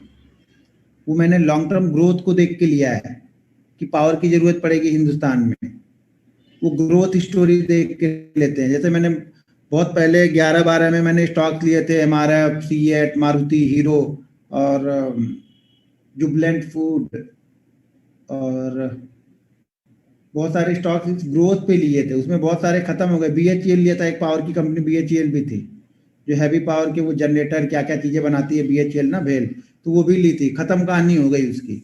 तो ऐसे खत्म भी हो जाएंगे, सबके सब नहीं चलेंगे जीवन में, ध्यान रखना। अगर आपने 10 सेलेक्ट किए हैं तो अच्छे 10 सेलेक्ट आपने किए हैं, तो ये गारंटी के साथ बोल सकता हूं उसमें से 5 आपके बहुत अच्छे मल्टीबैगर निकलेंगे, और 5 ये भी गारंटी लिख के दे दूंगा कि उसमें से 5 आपके खत्म हो जाएंगे। मेरे खत्म होने वाले stock Reliance infra, Reliance capital, JP associate, JP infra, JP power, Suzlon energy, Unitech, जीवी के पावर, ऐसे बहुत सारे स्टॉक्स खत्म हो गए मेरे, मतलब कहानी उनकी खत्म हो गई उन स्टॉकों की। तो ऐसे खत्म हो जाएंगे, उससे कुछ फर्क नहीं पड़ता। अगर आपने सेम अमाउंट हर स्टॉक में लगा के रखा है ना, तो एक उसमें का सारा लॉस आपका कवर कर देगा, एक सारा लॉस कवर कर देगा, बाकी 4 आपको मल्टीपल रिटर्न लेके जाएंगे।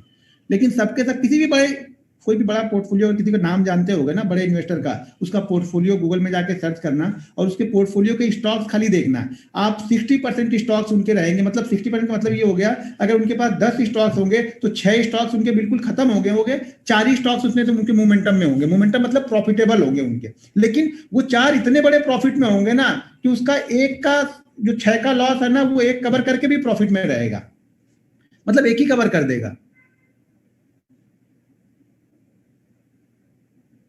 सर जी अब कौन से बेस्ट स्टॉक्स हैं लॉन्ग टर्म के लिए? सर लॉन्ग टर्म में अभी भी आप फोकस कर सकते हो। जुबलेंट फूड खराब तो हुआ है, जुबलेंट फूड पे आप फोकस करो। कुछ फ्यूचर जो ब्रांड कंपनियां जो कपड़े उपड़े बनाती हैं, जूते बनाती हैं, इनको सेलेक्ट करो। आप खाने पीने की चीजें, बियर सेलेक्ट कर लो। थोड़ी बियर वियर लेते ही होगे ना आप लोग भी, तो वो सेलेक्ट कर लो। आप लोग का भी दिल बहला रहेगा और उसमें इनकम भी तो बढ़ेगी ना। आपको समझ में आएगा कि आपने कितनी पी है, उसके हिसाब से आपको अंदाजा लगेगा। अगर मैं पिछले साल मैंने सिर्फ 1,000 की पी थी, इस साल मैंने 3,000 की पी है, तो मतलब ग्रोथ हो रही है। ग्रोथ हो रही मतलब कंपनी के प्रॉफिट बढ़ रहा है, प्रॉफिट बढ़ रहा है मतलब आपका शेयर का प्राइस भी बढ़ेगा। तो वो एक दो ले लो। कुछ ये अपनी टू व्हीलर कंपनियां ले लो।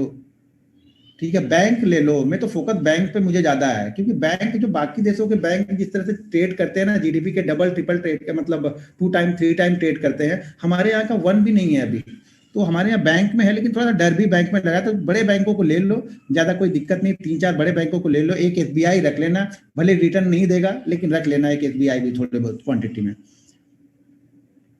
टीवीएस मोटर भी ले सकते हो, लेकिन उससे अच्छा मैं बोलूंगा हीरो ही लो ना। फिर क्यों, अगर टीवीएस हीरो और बजाज तीन ही तो अपने पास में टू व्हीलर की हैं, तो मैं बोलूंगा हीरो ले लो आप। एक मिनट रुको, कौन चिल्ला रहा है? कौन चिल्ला रहा है भाई?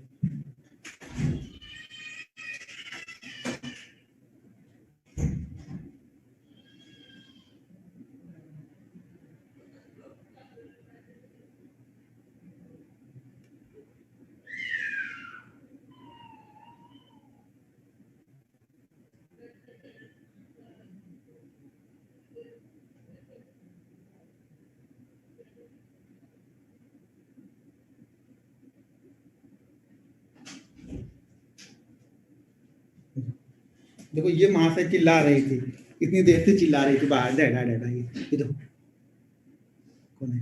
बाय करो, बाय करो। ये देखो बाय कर रही, ये देखो।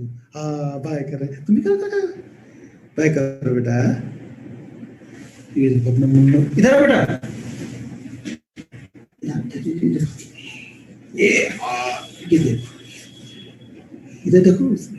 अब ये मत देखो, इधर देखो। ये ऐसे कर लो, बाहर हीरो बन जाओ।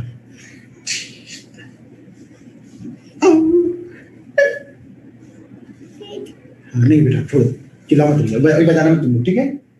हाँ अभी आएंगे थोड़ी देर में, चलो। थोड़ा अपनी कंपनी में समझा जल्दी से।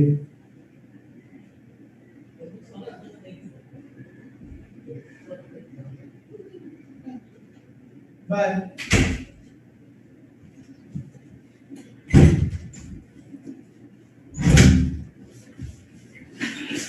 ये दोनों बाहर से बजा रहे थे, मैं बोला कौन बोल रहा है इतना। हाँ ओके, तो ये समझ में आ गया आप लोग को?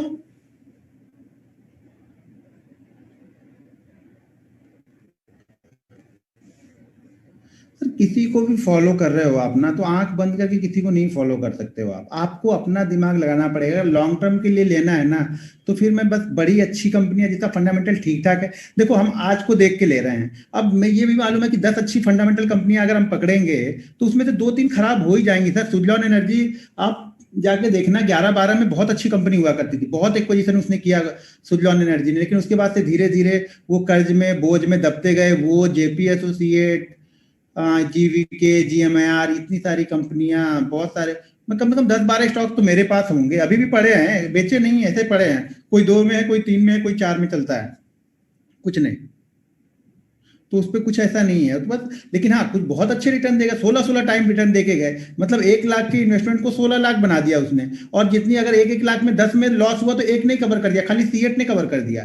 सीएट को मैंने 110 में लिया हुआ था, सीएट को 1200 1300 में सीएट को मैंने बेचा। एमआरएफ को मैंने 5,000 पे लिया था, 72,000 तक एमआरएफ गया था। कुछ क्वांटिटी बेची, अभी भी क्वांटिटी पड़ी है, सीएट की पड़ी है, एमआरएफ की पड़ी है। यस बैंक जो आज खराब है, उस समय मुझे मल्टीपल रिटर्न देके गया था। 260 वाला यस बैंक को मैंने 1200 1400 1600 तक बेचा हुआ था।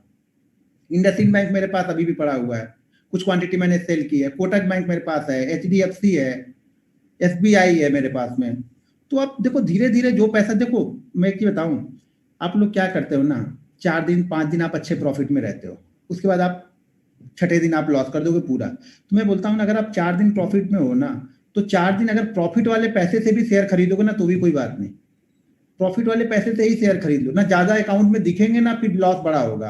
आप लोग सोचते हो कि बड़ा पैसा यहाँ पे 1 लाख का 2 लाख हो जाए, 2 लाख का 4 लाख, 4 लाख का 8 लाख, इस लाख पैसा नहीं बनेगा। अगर आपका 1 लाख 1,10,000 आ गया तो मनाओ कि 10% का रिटर्न है। बैंक में एफडी करोगे ना 5% देते हैं, 5% देने के बाद भी सारे टीडीएस कट करते हैं उसमें से, पता है, लंबा चौड़ा डाल दो तो टीडीएस कट करेंगे, आपको मिलेगा कुछ नहीं। अगर यहाँ पे 10% का रिटर्न आप बना ले रहे हो महीने में, अगर 10% का रिटर्न है तो बहुत बड़ा रिटर्न, लेकिन आपको लोग को संतोष नहीं होता है ना। वो संतोष कहाँ से लाओगे, वो होगा ही नहीं पैसे के मामले में, बड़ा कठिन होता है। और बहुत सारे लोग को मैंने यूट्यूब वो वीडियो बनाई ना कि मैं ट्रेड नहीं करूंगा, तो बहुत सारे मुझे व्हाट्सअप आए कि नहीं तुमने ट्रेड तो किया होगा, कैसे ट्रेड करोगे, इतना अच्छा मार्केट होगा, तुमने ट्रेड लिया ही होगा। ये कोई रोक ही नहीं सकता कि ट्रेड ना ले उस समय, और खासतौर से तुम ट्रेड नहीं लोगे, इतने अच्छे प्रॉफिटेबल चीजों को देख रहे हो कि हाँ यहाँ से ये हो सकता है, तो ट्रेड क्यों नहीं लोगे। अब नहीं बता सकते ना किसी को, नहीं लोग मानेंगे, क्योंकि आदत, उनकी आदत वो हो चुकी है कि वो कंट्रोल नहीं कर पाते, उनको लगता है सब कंट्रोल नहीं कर पाते हैं। लेकिन आपको ये कंट्रोल करना पड़ेगा। आप लोग अपने आप पे कंट्रोल नहीं करोगे तो हम थोड़ा कंट्रोल करने आपके घर पे आएंगे। आपको देखना पड़ेगा, डिसाइड करना पड़ेगा। बहुत अच्छे मार्केट में भी कभी कभी तो ऐसी ऐसी जगहों पे आप ट्रेडिंग नहीं करोगे कि उस दिन मार्केट शायद लगेगा कि मेरा ही वेट कर रहा था कि आज तक मैं ये ट्रेड कर रहा था, देख रहा था तो नहीं जा रहा था, आज ही मैंने छोड़ा और आज ही 400 निकल गया। आएगी वो कंडीशन, आती रहेगी। लेकिन अब जब अपने आप पे कंट्रोल आप कर लोगे ना कि हाँ अपने हिसाब से आप ट्रेडिंग करोगे, नहीं मन कर रहा आज नहीं ट्रेडिंग करूंगा, देखूंगा लेकिन बैठ के। देखो आप ट्रेड नहीं कर रहे हो, कहीं निकल गए हो तो वो अलग सिचुएशन है। सामने बैठे हो, चार्ट देख रहे हो, टर्मिनल आपका खुला है, सब कुछ आपके पास पड़ा हुआ से बिल्कुल बस एक क्लिक करना है, आपको लॉगिन करना है कि भाई लॉगिन कर लो और ट्रेड ले लो। वो रोकना मुश्किल होता है, तो उसको रोकना सीखो आप लोग। आप लोग तो मोबाइल में, बस में, ट्रेन में बैठे बैठे भी ट्रेड कर लेते हो। लोकल ट्रेन में हमारे यहाँ बैठे बैठे ट्रेड कर लेते हैं, बस में बैठे बैठे ट्रेड कर लेते हैं, पीछे बाइक में बैठे बैठे ट्रेड कर लेंगे। इतनी मतलब कितना टैलेंट, कितना है टैलेंट, कूट कूट के भरा हुआ है कि हम कहीं से भी ट्रेड कर लेंगे। लेकिन वही होगा, घूम फिर के पैसा थोड़ा बनेगा उससे।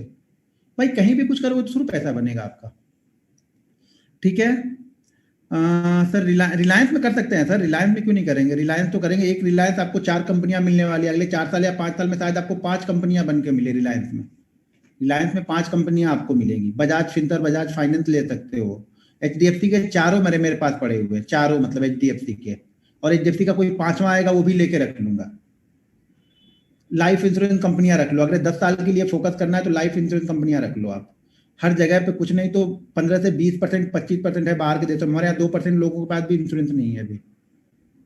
तो लाइफ इंश्योरेंस ले लो, कम से कम 2 तो ले ही लेना। एक एचडीएफसी रख लेना, साथ में एसबीआई। एसबीआई थोड़ा पब्लिक सेक्टर की है तो लोगों को बिलीव थोड़ा सा ज्यादा रहता है। जैसे आप गाँव में एरिया में चले जाओगे ना तो एसबीआई के नाम पे चीजें निकल जाती हैं, और कोई प्राइवेट कंपनियां करोगे तो थोड़ा सा लोग हिचकते हैं वहां पे। एलआईसी अगर लिस्टेड हो जाए तो थोड़ा सा देख सकते हैं, लेकिन मुझे थोड़ा एलआईसी से अच्छा ये दोनों काम कर रहे हैं। ठीक है, मैं बनाऊंगा 1 तारीख से मैं स्टार्ट करूंगा ना तो पोर्टफोलियो बनाऊंगा, पोर्टफोलियो डायरेक्ट दिखाऊंगा आप लोग को। हर महीने मैं कितना उसमें इन्वेस्टमेंट कर रहा हूँ, स्विंग ट्रेडिंग के लिए मैंने कितना रखा हुआ है, उसमें किस तरह से स्विंग ट्रेडिंग कर रहा हूँ। जो भी स्विंग ट्रेडिंग करूंगा तुरंत पोस्ट कर दूंगा अपने ये जो सपोर्ट ग्रुप है ना उसमें पोस्ट कर दूंगा कि ये स्टॉक्स मैंने इतनी क्वांटिटी ले ली है, ये मेरा टारगेट रहेगा, ये मेरा एसएल रहेगा, या ये मेरा इसको टारगेट को मैं ट्रेल करते जाऊंगा। एसएल तो कम से कम दे दूंगा कि ये मेरा एसएल है, टारगेट एक बार नहीं भी दूंगा तो एसएल तो ले लूंगा। सर एल्कोहल के स्टॉक्स के नाम देना, एल्कोहल के नाम के स्टॉक्स के नाम कौन कौन से, एक तो ये अपनी कौन से यूनाइटेड बेवरेज है वो है, और कौन से रेडिको खेतान, और कौन सा है, बहुत सारी है, ढूंढोगे तो मिल जाएंगे सर एल्कोहल के। वो देख लेना, अगर पीते होगे तो देख लेना उस पर नाम भी लिखा होगा तो उसको ही ले लेना, उसका नाम तो उस पर लिखा ही होगा ना। ठीक है, सोम डिस्टिलरी देखो सर ने बता दिया, एक सोम डिस्टिलरी ले लो। यूबीएल, हाँ यूबीएल तो बता दिया मैंने, वो तो मुझे भी पता है। हाँ वही यूबीएल, यूनाइटेड स्पिरिट, अच्छा हाँ ग्लोबल स्पिरिट, मैकडोवेल्स। मैकडोवेल्स तो पिज्जा वाला है ना, मुझे नहीं पता है मैकडोवेल्स, मुझे लगा पिज्जा वाला है वो, आप उसको उसमें लेके जा रहे हो। ओके, देसी पीते आप तो देसी की ढूंढ लेना, कोई देसी कंपनी मिले तो वो लेना भाई। अब उसके लिए क्या बताऊँ, आप क्या करते हो। चलो ठीक है, ये समझ में आ गया, क्लियर, इसमें कोई क्वेश्चन नहीं है ना।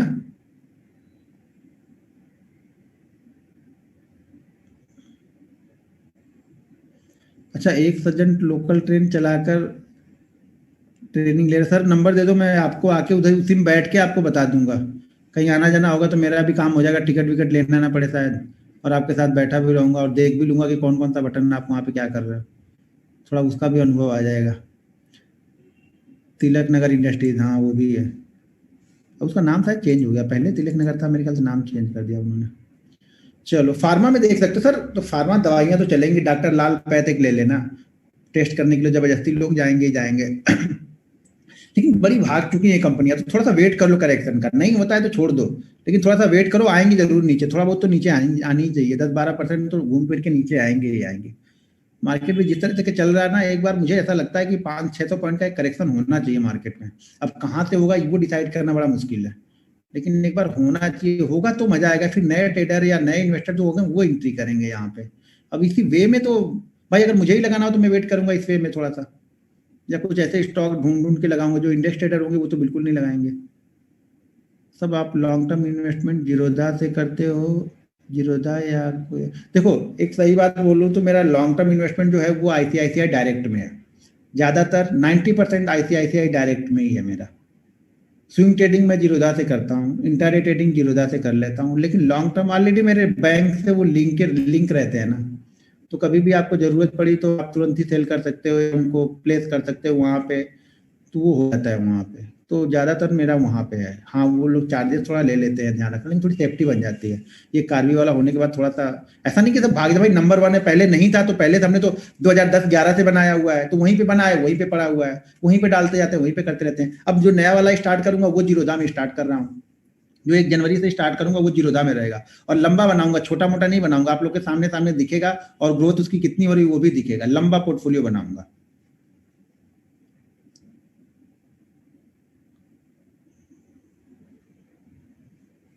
ओके, ब्रोकरेज, क्या ब्रोकरेज, सन फार्मा, ज्यादातर सर मेरे पास पहले के पड़े हुए हैं, ठीक है ना, छोटे मोटे ऐड करते रहता हूँ। फिबोनाची यूज करते हैं सर, यूज करने को आप बहुत सारी चीजें, फिबोनाची में भी 5 तरह के आते हैं सब उसमें, तो कितना क्या क्या आप यूज करोगे, सिंपल तरीका ढूंढो ना भाई मेरे, सिंपल। जो फिबोनाची यूज करेगा वो बाकी चीजें फिर यूज नहीं करेगा। आप हर चीज अपने आप में परफेक्ट है, देखो ट्रेंड लाइन अपने आप में एक परफेक्ट है, वन मैन आर्मी है ट्रेंड लाइन, सपोर्ट रेजिस्टेंस अपने आप में परफेक्ट है, मूविंग एवरेज अपने आप में परफेक्ट। अब हम क्या करते हैं, मूविंग एवरेज भी लगाया, ट्रेंड लाइन भी लगाया, सपोर्ट भी लगा दिया, बोलिंजर बैंड भी लगा दिया, आरएसआई भी लगा दिया, वो भी लगा दिया, अब वो हो गई खिचड़ी, अब वो किसी काम, कोई काम का नहीं रह गया फिर आप। तो आप कोई भी चीज फॉलो करो, लेकिन कंटिन्यू फॉलो करो। मैं ज्यादा फिबोनाची यूज नहीं करता हूं, वो कॉम्प्लिकेटेड चीजें क्यों लगाना है मुझे, मुझे जो आसानी से समझ में आ रहा है उसको यूज करूंगा ना मैं।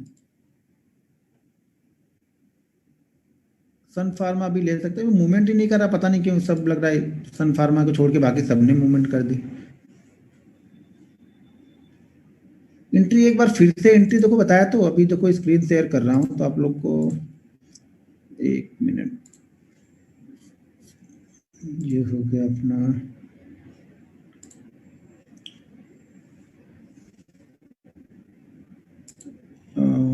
अब मान लो, हाँ चलो इसको नहीं, ये थोड़ा सा गड़बड़ी स्टॉक्स लग रहा है, सही स्टॉक्स पकड़ते हैं, ये ठीक है, 1 2 3,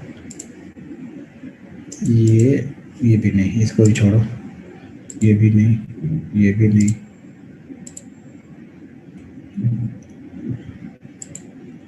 परफेक्ट आ गया।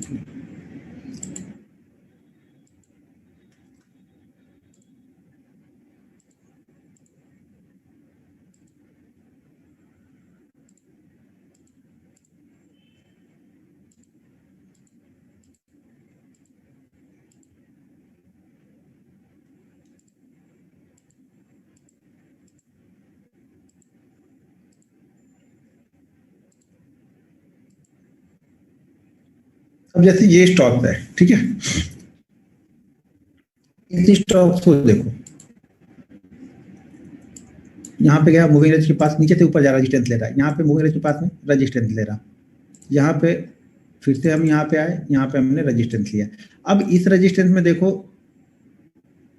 कहाँ गया सर, ये रेजिस्टेंस ले रहा, अब ये ऊपर की प्राइस की जगह पे कंसोलिडेट कर रहा है ये, इसलिए ठीक है। जब इस तरह की सिचुएशन बनने लगे मूविंग एवरेज के पास में, जैसे ये यहाँ पे बना रहा है, ये ब्रेकआउट करेगा तो अच्छी मूवमेंट मिलेगा, मिल गई तो यहाँ पे ब्रेकआउट किया, देखो ये कैंडल बड़ी है। अच्छा यहाँ पे आपको लगा लूँ मैं, वो वॉल्यूम लगा लेता हूँ जिससे बेसिक चार्ट ये रहा, वॉल्यूम विद कलर, हाँ ये हो गया हमारा, वॉल्यूम लग गया। ठीक है, तो यहाँ पे वॉल्यूम के साथ में ये ब्रेकआउट है नीचे, मतलब हाँ बायर एक्टिव हो गए हैं यहाँ पे, देखो ये वाली कैंडल में। तो ये यहाँ कंसोलिडेट कर रहा है, कंसोलिडेट के बाद यहाँ पे क्लोज कर दिया और अगले दिन भी इसी लेवल पे क्लोज कर रहा है। अब हमारी यहाँ पे एंट्री होगी, जब हम यहाँ पे एंट्री हो रही है ना, हमारा एसएल ये लगेगा, ये जो कंसोलिडेशन का जो रेंज बनी हुई है ना, ये एंट्री होगी हमारी। एंट्री एक कैंडल क्लोज होने के बाद होगी, ये ध्यान रखना। अगर इस कैंडल ने ही ऊपर की साइड में, यानी हमारे मूविंग एवरेज से ऊपर जाके 8-10% का मूव कर दिया है उसी दिन, तो छोड़ दो, उसके पीछे मत पड़ो कभी भी। अब इसमें जब हम एंट्री ले लेंगे, जब हम इसमें एंट्री ले लेंगे तो पहला एसएल हमारा ये है। अब यहाँ पे फिर से कंसोलिडेट करने लगा मूविंग एवरेज के पास में, फिर ये ऊपर की तरफ निकला, तो अब हमारा जो दूसरा एसएल यहाँ पे मैं ट्रेल करूंगा वो यहाँ कर लूंगा। देखो बड़े थोड़े से प्रॉफिट को किस तरह से आप ऊपर की तरफ ट्रेल कर सकते हो।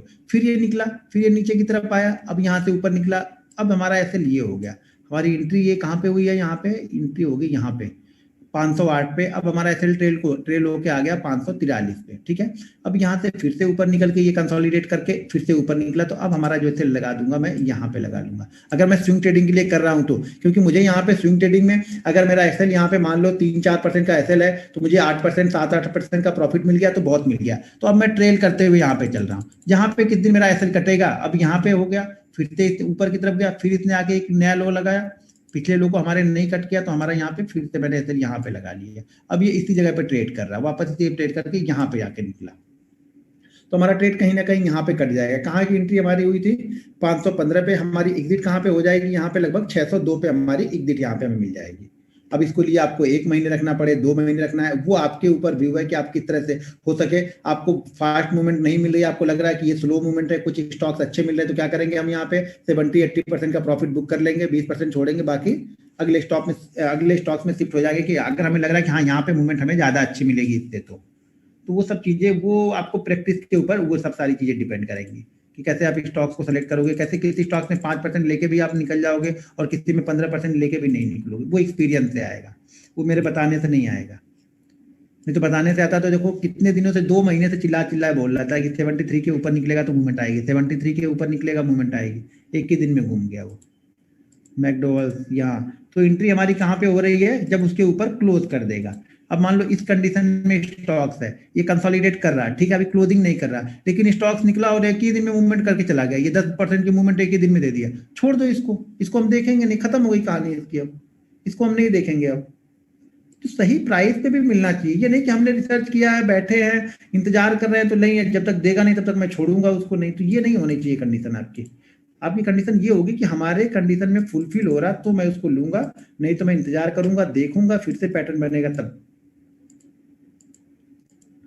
हाँ, एक अगर लॉन्ग टर्म के लिए लेना है तो इसमें ये ले सकते हो आप, HDFC AMC या फिर ये निप्पॉन, मतलब जो म्यूचुअल फंड को होल्ड करती हैं कंपनियां, उसकी कंपनी, दो ही लिस्टेड है अपने पास में, तो उन दोनों में से कोई देख सकते हो आप।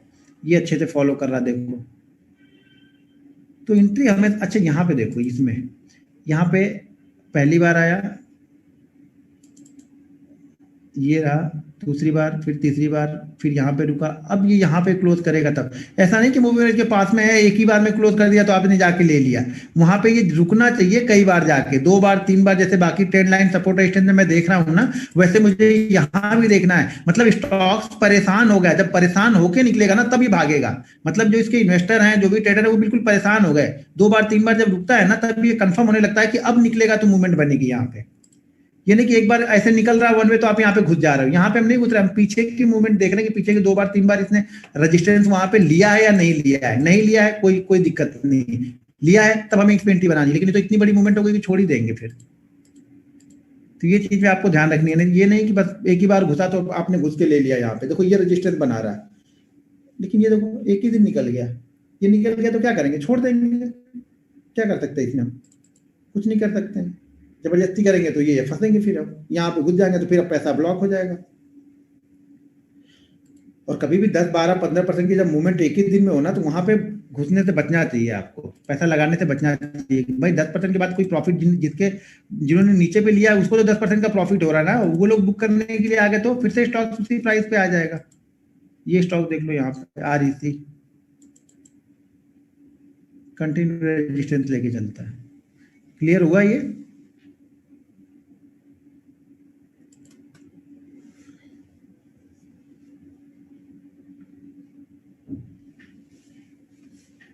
भाई मैं तो ट्रेंड लाइन पे फोकस करता हूँ, मेरी सारी चीज ट्रेंड लाइन और सपोर्ट रेजिस्टेंस पे है। 90% ट्रेड मैं अपने सपोर्ट रेजिस्टेंस और ट्रेंड लाइन से ही निकालता हूँ, चाहे वो निफ्टी हो, चाहे वो बैंक निफ्टी हो, चाहे वो स्टॉक्स हो, कुछ भी हो। आप लोग को मानना है तो मानोगे, नहीं मानना है तो मत मानो, उसके लिए मैं कुछ नहीं कर सकता हूँ। लेकिन जब भी मैं कोई स्टॉक्स पोस्ट करूंगा, बैंक निफ्टी के कोई चार्ट पोस्ट करूंगा, तो आप ध्यान से जाके देखना, यही दो चीजें उसमें मेंशन होंगी, तीसरी कोई चीज उसमें मेंशन नहीं रहती है। बस तीसरी जो चीज मेंशन है वो है risk management, money management, positional sizing में क्या ले रहा हूँ, मेरे रूल्स को फॉलो कर रहा है या नहीं फॉलो कर रहा है, और उस रूल्स को मैं डिसिप्लिन के साथ में फॉलो कर रहा हूँ। बस यही अंतर है, बाकी कोई अंतर नहीं है ट्रेड लेने में। आप ट्रेड लेने में कोई डिसिप्लिन रूल्स नहीं, आप सिर्फ स्ट्रेटजी फोकस करते हो। मैं सारी चीजें आगे पीछे की देखता हूँ। हाँ, मेरे को एक्सपीरियंस है तो मैं मार्केट की कंडीशन से कुछ चीजें, मार्केट की कंडीशन देख के आप भाप लेते हो, समझ जाते हो कि हाँ भाई इस तरह की मूवमेंट हो सकती है, क्योंकि उस तरह की सिचुएशन पिछले 8 साल से देखते हुए आ रहा हूँ ना। तो कभी बड़ी मूवमेंट बनती है, लगता है कि लोगों को लगेगा कि 400, 500 या 700 पॉइंट चला गया तो बंद हो गई। भाई 700 पॉइंट रोज नहीं चलता है वो, मतलब कुछ चल रहा है, कुछ बड़ी चीज पीछे पीछे हो रही जो स्टॉक्स को या फिर उस बैंक निफ्टी को ऊपर के लेके लेके जा रहे हैं इंट्राडे में। तो उस कंडीशन में मैं प्रॉफिट बुकिंग करने की जल्दी नहीं करता हूँ, बैठे रहता हूँ। नहीं, अब मूविंग एवरेज हम स्विंग ट्रेडिंग कर रहे हैं तो मैं सेल साइड के लिए स्टॉक स्विंग कहाँ लेके जाओगे आप स्टॉक्स तो लेके जाओगे नहीं ना स्विंग ट्रेडिंग के लिए, सेल सेल तो नहीं कर सकते हो आप ना। तो सिर्फ बाइंग साइड में फोकस रहता है मेरा वहां पे। अगर आपको सेल करना है फ्यूचर में तो सेम कंडीशन अगर नीचे की साइड में बने तो आप सेल कर सकते हो, लेकिन मैं सेल करने की सलाह नहीं देता हूँ। मूविंग एवरेज देख के मैं सेल करने के लिए नहीं बोलना, क्योंकि मैं स्विंग ट्रेडिंग कर रहा हूँ तो स्विंग ट्रेडिंग में मैं बाइंग ही फोकस करता हूँ, सेल में फोकस नहीं करता हूँ, मैं लेके नहीं जाता हूँ। नहीं बनेगा शांति से बैठा रहूंगा, पैसा मेरा पड़ा रहेगा वहां पे। ठीक है sir, LLT Ujjivan ACC Monday watch list में ओके है। LLTS उज्जीवन एंड एसीसी किस बेस पे वो आपकी वॉच लिस्ट में है, लेकिन किस बेस पे है वो? जब तक वो बेस नहीं आएगा तब तक मैं क्या देखूंगा वहां पे? एसीसी सेल साइड में अभी नहीं, 45 के नीचे क्लोज करेगा उसके बाद। दूसरा आपने बताया LLTS, इसको में क्या है एल, अच्छा LTTS, ये भी कि कोई ट्रेड में नहीं है। और तीसरा आपने बताया है उज्जीवन। उज्जीवन में ऐसा क्या है भाई, इसमें कुछ नया जीवन आ गया है क्या? उज्जीवन भी अभी नहीं, नीचे गैप है। तो उसका जो सपोर्ट है वो भी, वो सपोर्ट उसका है 255 से लेकर 274 के बीच में। तो आप उसी के पास में ट्रेड, ही कहाँ से आपने ट्रेड ढूंढा? तीनों ही ट्रेड आपने गलत ढूंढा है।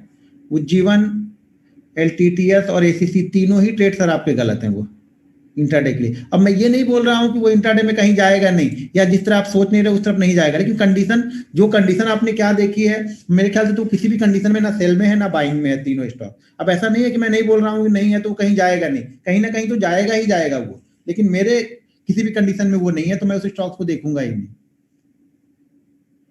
ठीक है, रेन इंडस्ट्रीज व्यू बताओ सर। रेन इंडस्ट्रीज का व्यू नहीं सर, अभी कोई व्यू नहीं है रेन इंडस्ट्रीज का। रेन इंडस्ट्रीज ऑलरेडी मैंने उस समय रिकमेंड किया था जब कोई रिकमेंड नहीं करता था, 3 साल या 4 साल पहले 89 पे शायद रिकमेंड किया था मैंने रेन को, और बहुत अच्छा मूवमेंट दे के आया था वो रेन, 350 400 तक गया था वो।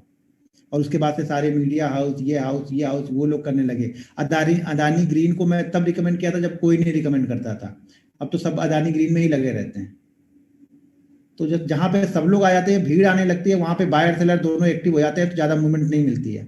जहाँ पे कोई नहीं जानता है, 2 4 10 20 50 लोगों की मूवमेंट से वो धीरे धीरे धीरे धीरे स्टॉक्स ऊपर की तरफ निकलते रहता है, क्योंकि वहां पे सेलर एक्टिव नहीं होते ज्यादा।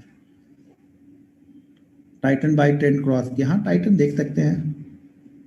चलो ठीक है, ये हो गया क्लियर। ठीक है, अब एक चलो, अब मैं एक ट्रेंड लाइन में आप लोग को कुछ और चीजें बता दूं कि किस तरह की ट्रेंड लाइन आप ड्रॉ करते हो, तो ये कॉन्फिडेंस रहना है कि ये इस ट्रेंड लाइन में हमें बाइंग साइड की मूवमेंट बहुत अच्छी मिलने वाली है। बहुत अच्छी का मतलब ये नहीं होगा कि बैंक निफ्टी फॉलो कर रहे हो तो आप 800 पॉइंट की मूवमेंट को पकड़ के बैठो। मतलब ये कि हाँ, ये हमें हो जाता है कि मैं श्योर रहता हूँ कि हाँ 90% टाइम ये हमारी इस तरह की अगर ट्रेंड लाइन बन रही है तो बहुत अच्छा वर्क करती है। अब जैसे डेली चार्ट पे मैंने लिया है ये, ठीक है, इसको आप डेली चार्ट पे भी कर सकते हो, इंट्राडे पे भी कर सकते हो। अब कोई स्टॉक मिल जाए,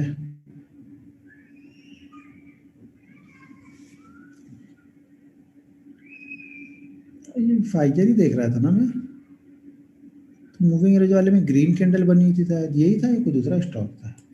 अच्छा नहीं, ये था प्रॉक्टर एंड गैम्बल था।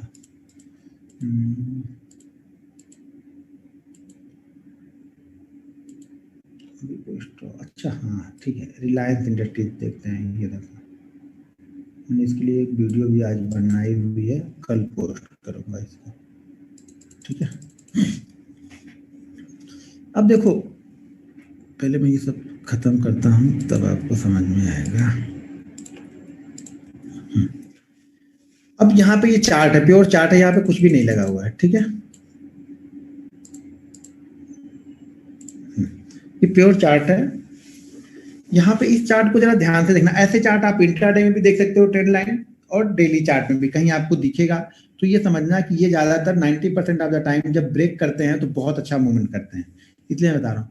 अब कोई ट्रेंड लाइन, जैसे मैंने यहाँ पे ऊपर की साइड से यहाँ पे हमने ट्रेंड लाइन ड्रॉ कर ली, ठीक है, ट्रायंगल पैटर्न बनेगा, लेकिन हम ट्रेंड लाइन पे फोकस कर रहे हैं, ट्रायंगल से भी जो कुछ लेना देना नहीं है, बस फोकस आपको ट्रेंड लाइन से करना है कि किस तरह से वो ट्रेंड लाइन बननी चाहिए। अब मान लो कि हमने यहाँ से ये ऊपर से हम इसकी ट्रेंड लाइन को ड्रॉ कर रहे हैं यहाँ से, थोड़ा सा इसको दूर करूंगा तो फिर अच्छा ट्रेंड लाइन आपको दिखेगा थोड़ा सा, ठीक है। ये हम ओके, स्क्रीन शेयर नहीं है, समझ गया, फोन आ गया मतलब समझ गया, बस शेयर कर रहा हूँ, टेंशन मत लो, शेयर कर रहा हूँ मैं समझ गया, फोन आने का मतलब ही है कि मतलब स्क्रीन शेयर नहीं हुई है। हाँ, वो बोलते हैं ना कौन क्या, वो चैट, जब हम चार्ट पे चले जाते हैं ना तो आप लोग का चैट दिखता नहीं, अगर चार्ट पे मैं कुछ भी कर रहा हूँ तो चैट बैकग्राउंड में हो जाता है, जो भी चैट बॉक्स विंडो होता है ना वो बैकग्राउंड में चला जाता है। अच्छा, बहुत सारे चैट भी, 497 चैट है यहाँ पे, एक मिनट। तो जब चार्ट पे कुछ भी करूंगा, चार्ट पे क्लिक कर दिया तो ये जो विंडो है ये पीछे हो जाती है, बैकग्राउंड में चली जाती है। तो हमें क्या देखना है, अच्छा अच्छा, स्क्रीन अब तो शेयर हो गई ना, एक मिनट यार, लॉगिन गलती है तो लॉगिन कर लेता हूँ, रुक जाइए थोड़ा सा।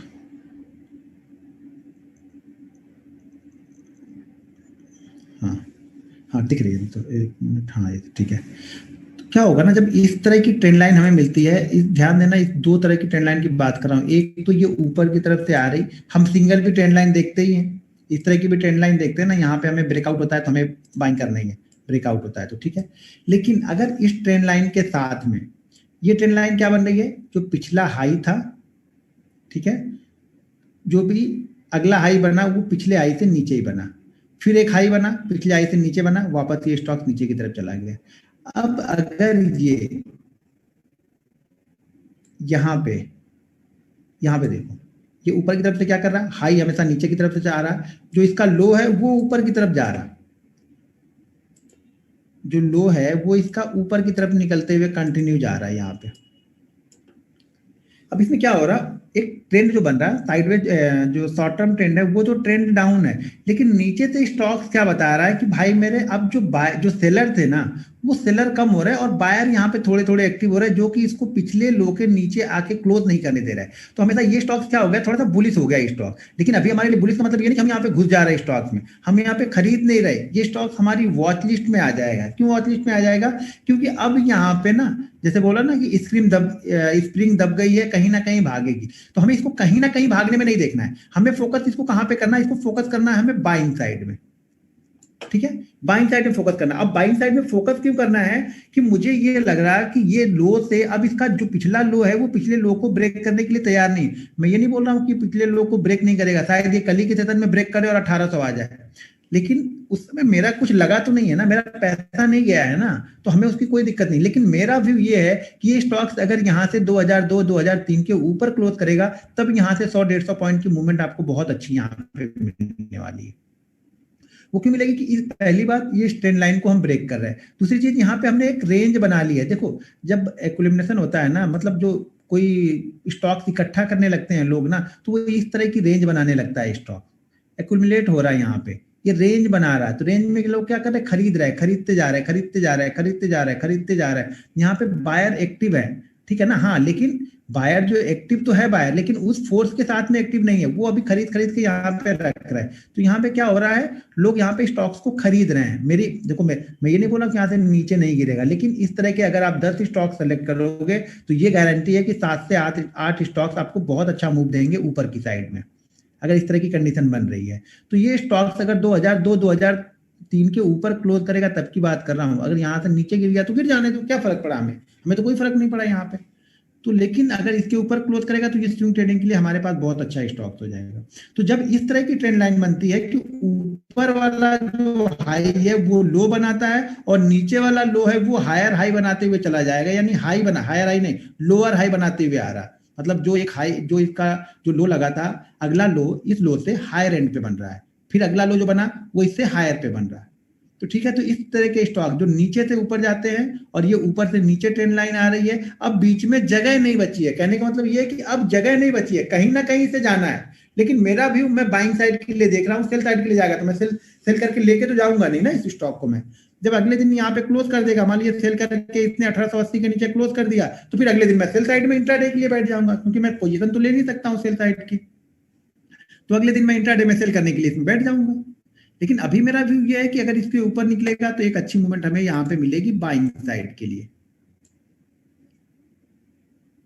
जब इस तरह की ट्रेंड लाइन बन रही है, जब इस स्टॉक्स में जगह नहीं बचे, ध्यान रखो वो बहुत अच्छा मूव करता है जहां पे जगह नहीं बचती है, किसी स्टॉक्स में जगह नहीं बचती है। अभी देखो 4-5 दिन पहले मैं आप लोग को, शायद आप लोग से ही, मेरे ख्याल से आप लोग के बैच में थे ना, अभी हम लोग डिस्कस कर रहे थे अजंता फार्मा की, आप लोग के बैच में, हाँ आप लोग के बैच में, क्योंकि राउंडिंग मैंने बना के रखा है। आप लोग के बैच में बता रहा था ना अजंता फार्मा को, देखो मैं बोला था कि इसके ऊपर मूविंग निकलेगा, ये मूवमेंट करेगा बहुत तेज और ये यहाँ तक जाएगा। यहाँ पे जब होता है ना तो लोग खरीद के इकट्ठा करना स्टार्ट कर देते हैं। अब सपोर्ट लेवल के पास में इस जगह बना हुआ है, मतलब लोग खरीद रहे हैं। लेकिन हमें कब खरीदना है, जब ये इस रेंज को क्रॉस कर देगा तब। रेंज को क्रॉस नहीं करेगा तब तक हमें यहाँ पे बीच में घुसना नहीं है। शायद ये 10 दिन और चले, 20 दिन और चले, 25 दिन और चले। और ये स्टॉक्स ना, ये अजंता फार्मा है ना, कंसोलिडेट के बाद में ना बहुत जबरदस्त मूवमेंट देता है। ये डाउन साइड के दे, अप साइड के दे, जब भी कंसोलिडेट करता है मूवमेंट बड़ी जबरदस्त होती है इसमें। ये इसका पैटर्न है कंसोलिडेशन का, मैंने बहुत इसको ट्रेड किया है इंट्राडे में, बहुत ज्यादा अच्छा मूवमेंट करता है। जो पूरा इसका जब चार्ट उठा के आप देखोगे ना, तो कंसोलिडेशन देखना, ये 200 300 पॉइंट के बीच में कंसोलिडेट करने लगता है और उसके बाद जब भी निकलता है बहुत बड़ी बड़ी मूवमेंट ये देखे जाता है।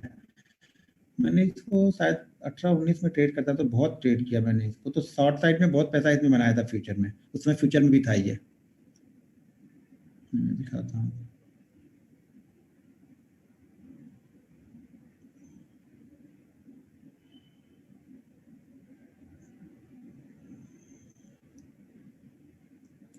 ये देखो यहाँ पे एक रेंज बनाया, फिर नीचे की तरफ आया और बहुत तेज आता है ये नीचे, बहुत तेज, या ऊपर भी बहुत तेज जाता है। जब कंसोलिडेट करने लगता है ना तो बहुत तेजी से ऊपर नीचे जाता है। लेकिन जब कंसोलिडेट एक रेंज में करे तब, यहाँ पे देखो जब ये रेंज बनाने लगे तो उस पर फोकस करना है। अब इसको हम कंसोलिडेशन नहीं बोलते हैं, ये बड़ी बड़ी मूवमेंट कर रहा है यहाँ पे। जब छोटी रेंज बनाने के साथ में करता है तब यहाँ पे आता है मजा, तब यहाँ पे पैसा आपका बनना स्टार्ट होता है। देखो कितने दिन किया कर रहा है, फरवरी मार्च अप्रैल कंटिन्यू यहाँ पे कर रहा है ये कंसोलिडेट। उसके बाद गिरा, इसमें बताता हूँ ना कि यहाँ पे मूवमेंट, जब अब यहाँ से ध्यान दो आप कितनी है, 1300, और ऊपर की मूवमेंट कितनी है 1450, 150 पॉइंट की मूवमेंट कितने में, फरवरी मार्च अप्रैल, पूरा फरवरी मार्च अप्रैल निकाल दिया 150 पॉइंट की मूवमेंट में। और गिरा तो 1 2 3 4 5 6 7 ट्रेडिंग सेशन में कहाँ पे हम आ गए, 300 पॉइंट की मूवमेंट हमने दे दी। 3 महीने में कुछ मूवमेंट नहीं हुई, 7 दिन में 300 पॉइंट की मूवमेंट। तो यहाँ पे पैसे जब बनेंगे इस स्टॉक को ध्यान देना, इसीलिए मेरे को नजर पे भी ये था कि यार कंसोलिडेट कर रहा है, मतलब ये ऊपर की साइड में निकलेगा। तो ये कॉन्फिडेंस बनता है कब, जब स्टॉक्स को आप कंटिन्यू देखते हैं। अब ये भी देखो, ये भी बड़ी रेंज के अंदर भी कंसोलिडेट कर रहा है। ये ऊपर 1650 1660 का एरिया है, नीचे 1500, यानी 150 पॉइंट की रेंज है। यहाँ से जब निकलेगा तो बहुत धड़ाधड़ भागेगा ये स्टॉक, देखना आप लोग। और मेरे ख्याल से इस बार तो निकल जाना चाहिए इसको, जैसा कंसोलिडेट होकर ऊपर की तरफ जा रहा है ना, अगर मार्केट थोड़ा सा सपोर्ट करेगा ना तो ये निकल जाएगा इस बार ऊपर की साइड में। तो बस बिलीव करना है आप लोग को, आप में बिलीव की कमी है, विश्वास की कमी है आप लोग में। कब कि अपनी एनालिसिस पे आप विश्वास नहीं करते हो, और जब तक आप अपनी एनालिसिस पे विश्वास नहीं करोगे मार्केट से पैसा नहीं लेके जा पाओगे। ये बात मेरी आप लोग लिख लो। चाहे मैं कितने भी अच्छे पोस्ट करूंगा ना, आपको कॉन्फिडेंस नहीं आएगा। मैं कितना भी अच्छा लिख दूं कि मार्केट 970 के ऊपर नहीं जाएगा इस वे में अभी, लेकिन आप सेल साइड का ट्रेड नहीं बना सकते वहां पे। मैं कितना भी आपको समझा दूं नहीं बना पाओगे। मैं कितना भी बोल दूं आपको कि 560 550 के बीच में कंसोलिडेट करेगा, उसके ऊपर निकलेगा तो 100 150 पॉइंट की मूवमेंट हमें बहुत फास्ट मिलेगी, लेकिन आप नहीं लोगे। जब आप खुद से एनालिसिस करोगे, उस पर ट्रेड करोगे, तो आपको कॉन्फिडेंस आएगा, फिर आपको किसी को ढूंढने की जरूरत नहीं पड़ेगी।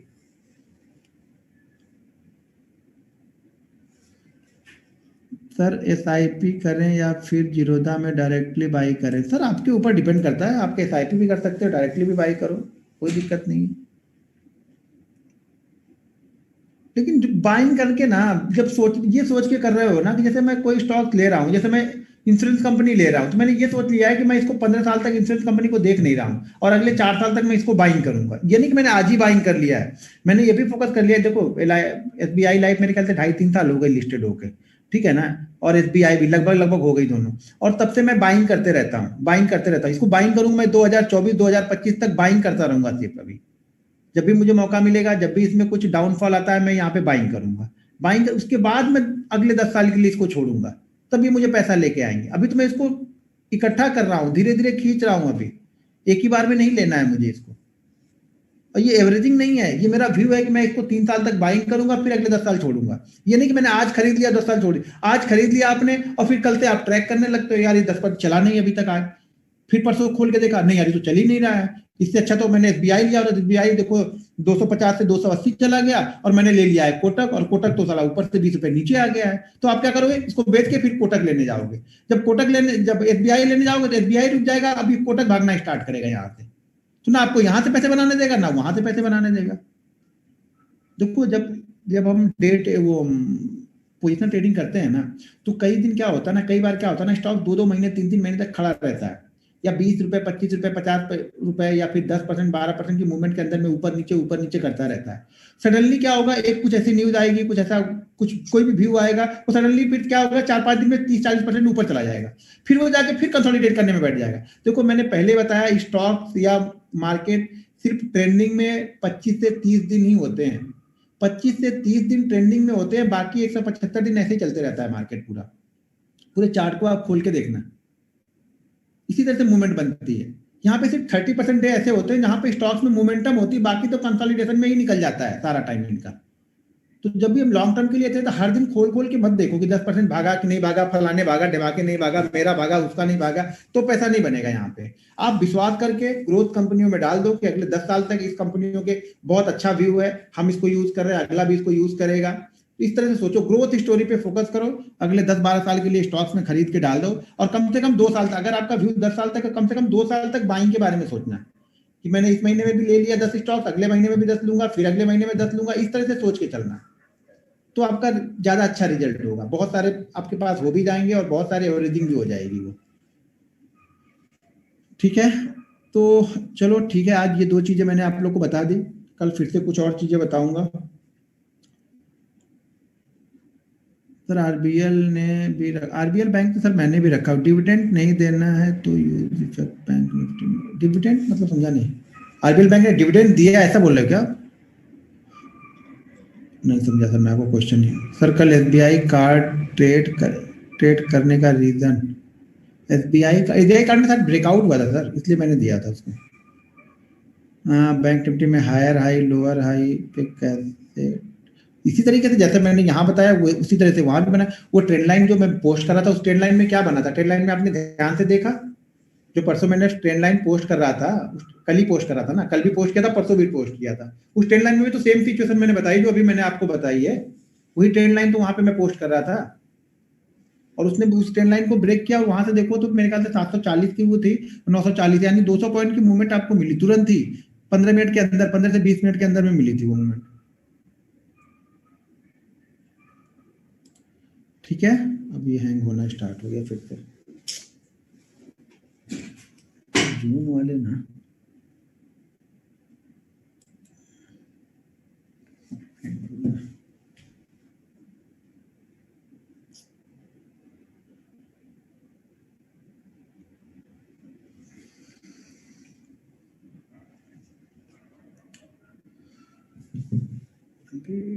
मैसेज कुछ नहीं आ रहा, हैंग हो गया।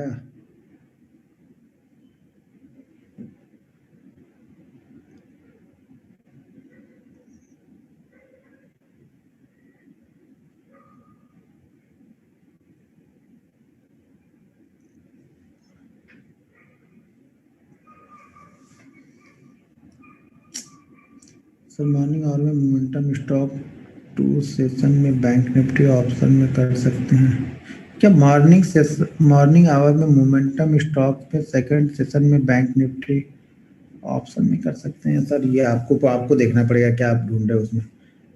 दोनों क्यों करना, एक ही फोकस करो ना, पहले स्टॉक पे ही फोकस करो ना आप लोग। पहले मानोगे नहीं तो कर लेना भाई, अपनी वाली कर लेना। इनकम टैक्स लगता है या नहीं सर? स्टॉक्स के प्रॉफिट पर इनकम टैक्स लगता है सर? आपको अभी यही नहीं पता है? टैक्स लगता है ना, गवर्नमेंट ने उस पर लगा दिया है टैक्स। 2 साल 3 साल पहले तक नहीं लगता था, लेकिन लगा दिया है अब। पहले लगता था कि 1 साल के अंदर में अगर आप निकालते हो तब लगता था। अभी इन्होंने 1 साल नहीं, आप कितने साल भी रखे रहो तो लगता ही है टैक्स। यहाँ पर भी म्यूचुअल फंड पे भी उन्होंने लगा दिया अभी, मतलब जो भी कैपिटल गेन टैक्स अब उन्होंने लगा दिया है वहाँ पे, तो वो लगता है। निकाल देंगे मेरे ख्याल से, शायद ये हटा दें धीरे धीरे करके। लेकिन यार नहीं हटाए तो कम से कम ये लगा दे कि भाई 2 साल या 3 साल का, 3 साल का भी डाल दे लॉकिंग तो भी चलेगा, कि 3 साल के अंदर में अगर आप बुक करोगे तो लगेगा, उसके बाद बुक करोगे तो नहीं लगेगा। ऐसा भी कर दे तो भी ठीक हो जाए, लेकिन इन्होंने पूरा लगा दिया है। और जब से लगाया था तब से ज़्यादा पैसा बना नहीं। अब ये निफ्टी निकला है ऊपर की तरफ, स्टॉक्स में लोगों के बने, लेकिन इंडेक्स के हिसाब से देखा जाए तो फिर बनना ही नहीं। तब से इन्होंने मेरे ख्याल से 2000 कब लगाया था, 18 में लगाया था, 17 या 18 में लगाया था शायद इन लोगों ने। 3-4 साल तो हो ही गए मुझे लग रहा।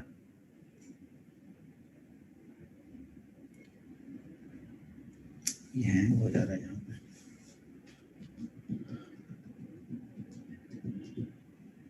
चलिए ठीक है, फिर कल मिलते हैं हम लोग। ठीक है, कल मिलते हैं सेम टाइम पे 9 बजे, फिर से मिलते हैं कल।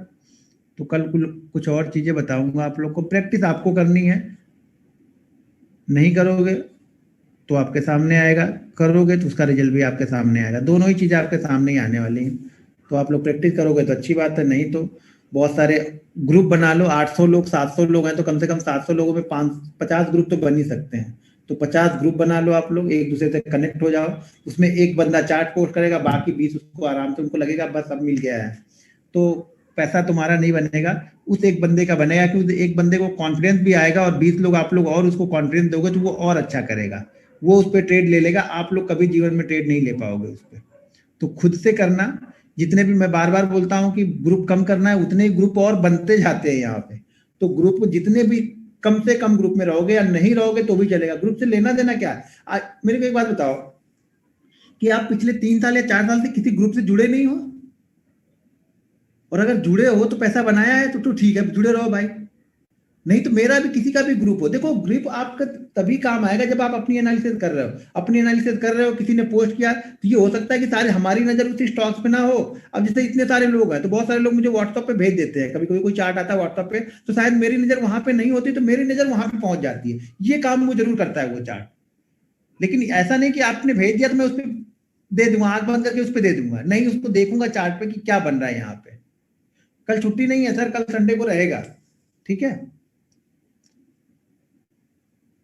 ठीक है, फिर कल मिलते हैं। अभी 694 लोगों, भाई मैंने बता दिया, और कल भी मैंने बता दिया था कि संडे को हम रहेंगे, तो संडे के दिन भी रहेगा हमारा क्लास। ठीक है, क्योंकि फिर नेक्स्ट बैच भी स्टार्ट करना है मुझे अगले वीक से। तो हैंग हो जा रहा है, अभी हैंग हो जाता है, ये पता नहीं क्यों। 1 से 1.25 घंटे 1.5 घंटे के बाद फिर इसको चलना, मैसेज आना ही बंद हो जाता है। वापस इस बार खाली समीक्षा करो, बैंक निफ्टी कौन कौन सी चीज का उपयोग करना है सर? अब मैंने बता दिया है, उसमें से आप चेक करो कि आपको कौन सी पसंद आ रही है तो उसको आप यूज करो। ठीक है, चलो सर, ठीक है, कल मिलते हैं सेम टाइम पे। ठीक है, आज तो मैंने, कल बाकी दिन तो मैं डिनर करके बैठता हूँ, आज तो मैंने किया नहीं। चलता हूँ, मैं भी डिनर करूंगा अभी। कुछ खाया पिया जाएगा तो काम बढ़ेगा ना। चलो ठीक है, कल मिलते हैं 9:30 बजे। Good night. 9:30 नहीं, 9 बजे, सॉरी यार, 9 बजे ही मिलते हैं, सेम टाइम पे मिलते हैं कल वापस। नहीं तो मैं 9:30 बोल दूंगा तो बाकी लोग 9:30 बजे आएंगे, बोलेंगे आपने ही बोला था। तो 9 बजे ही आना है, ठीक है। Okay, good night.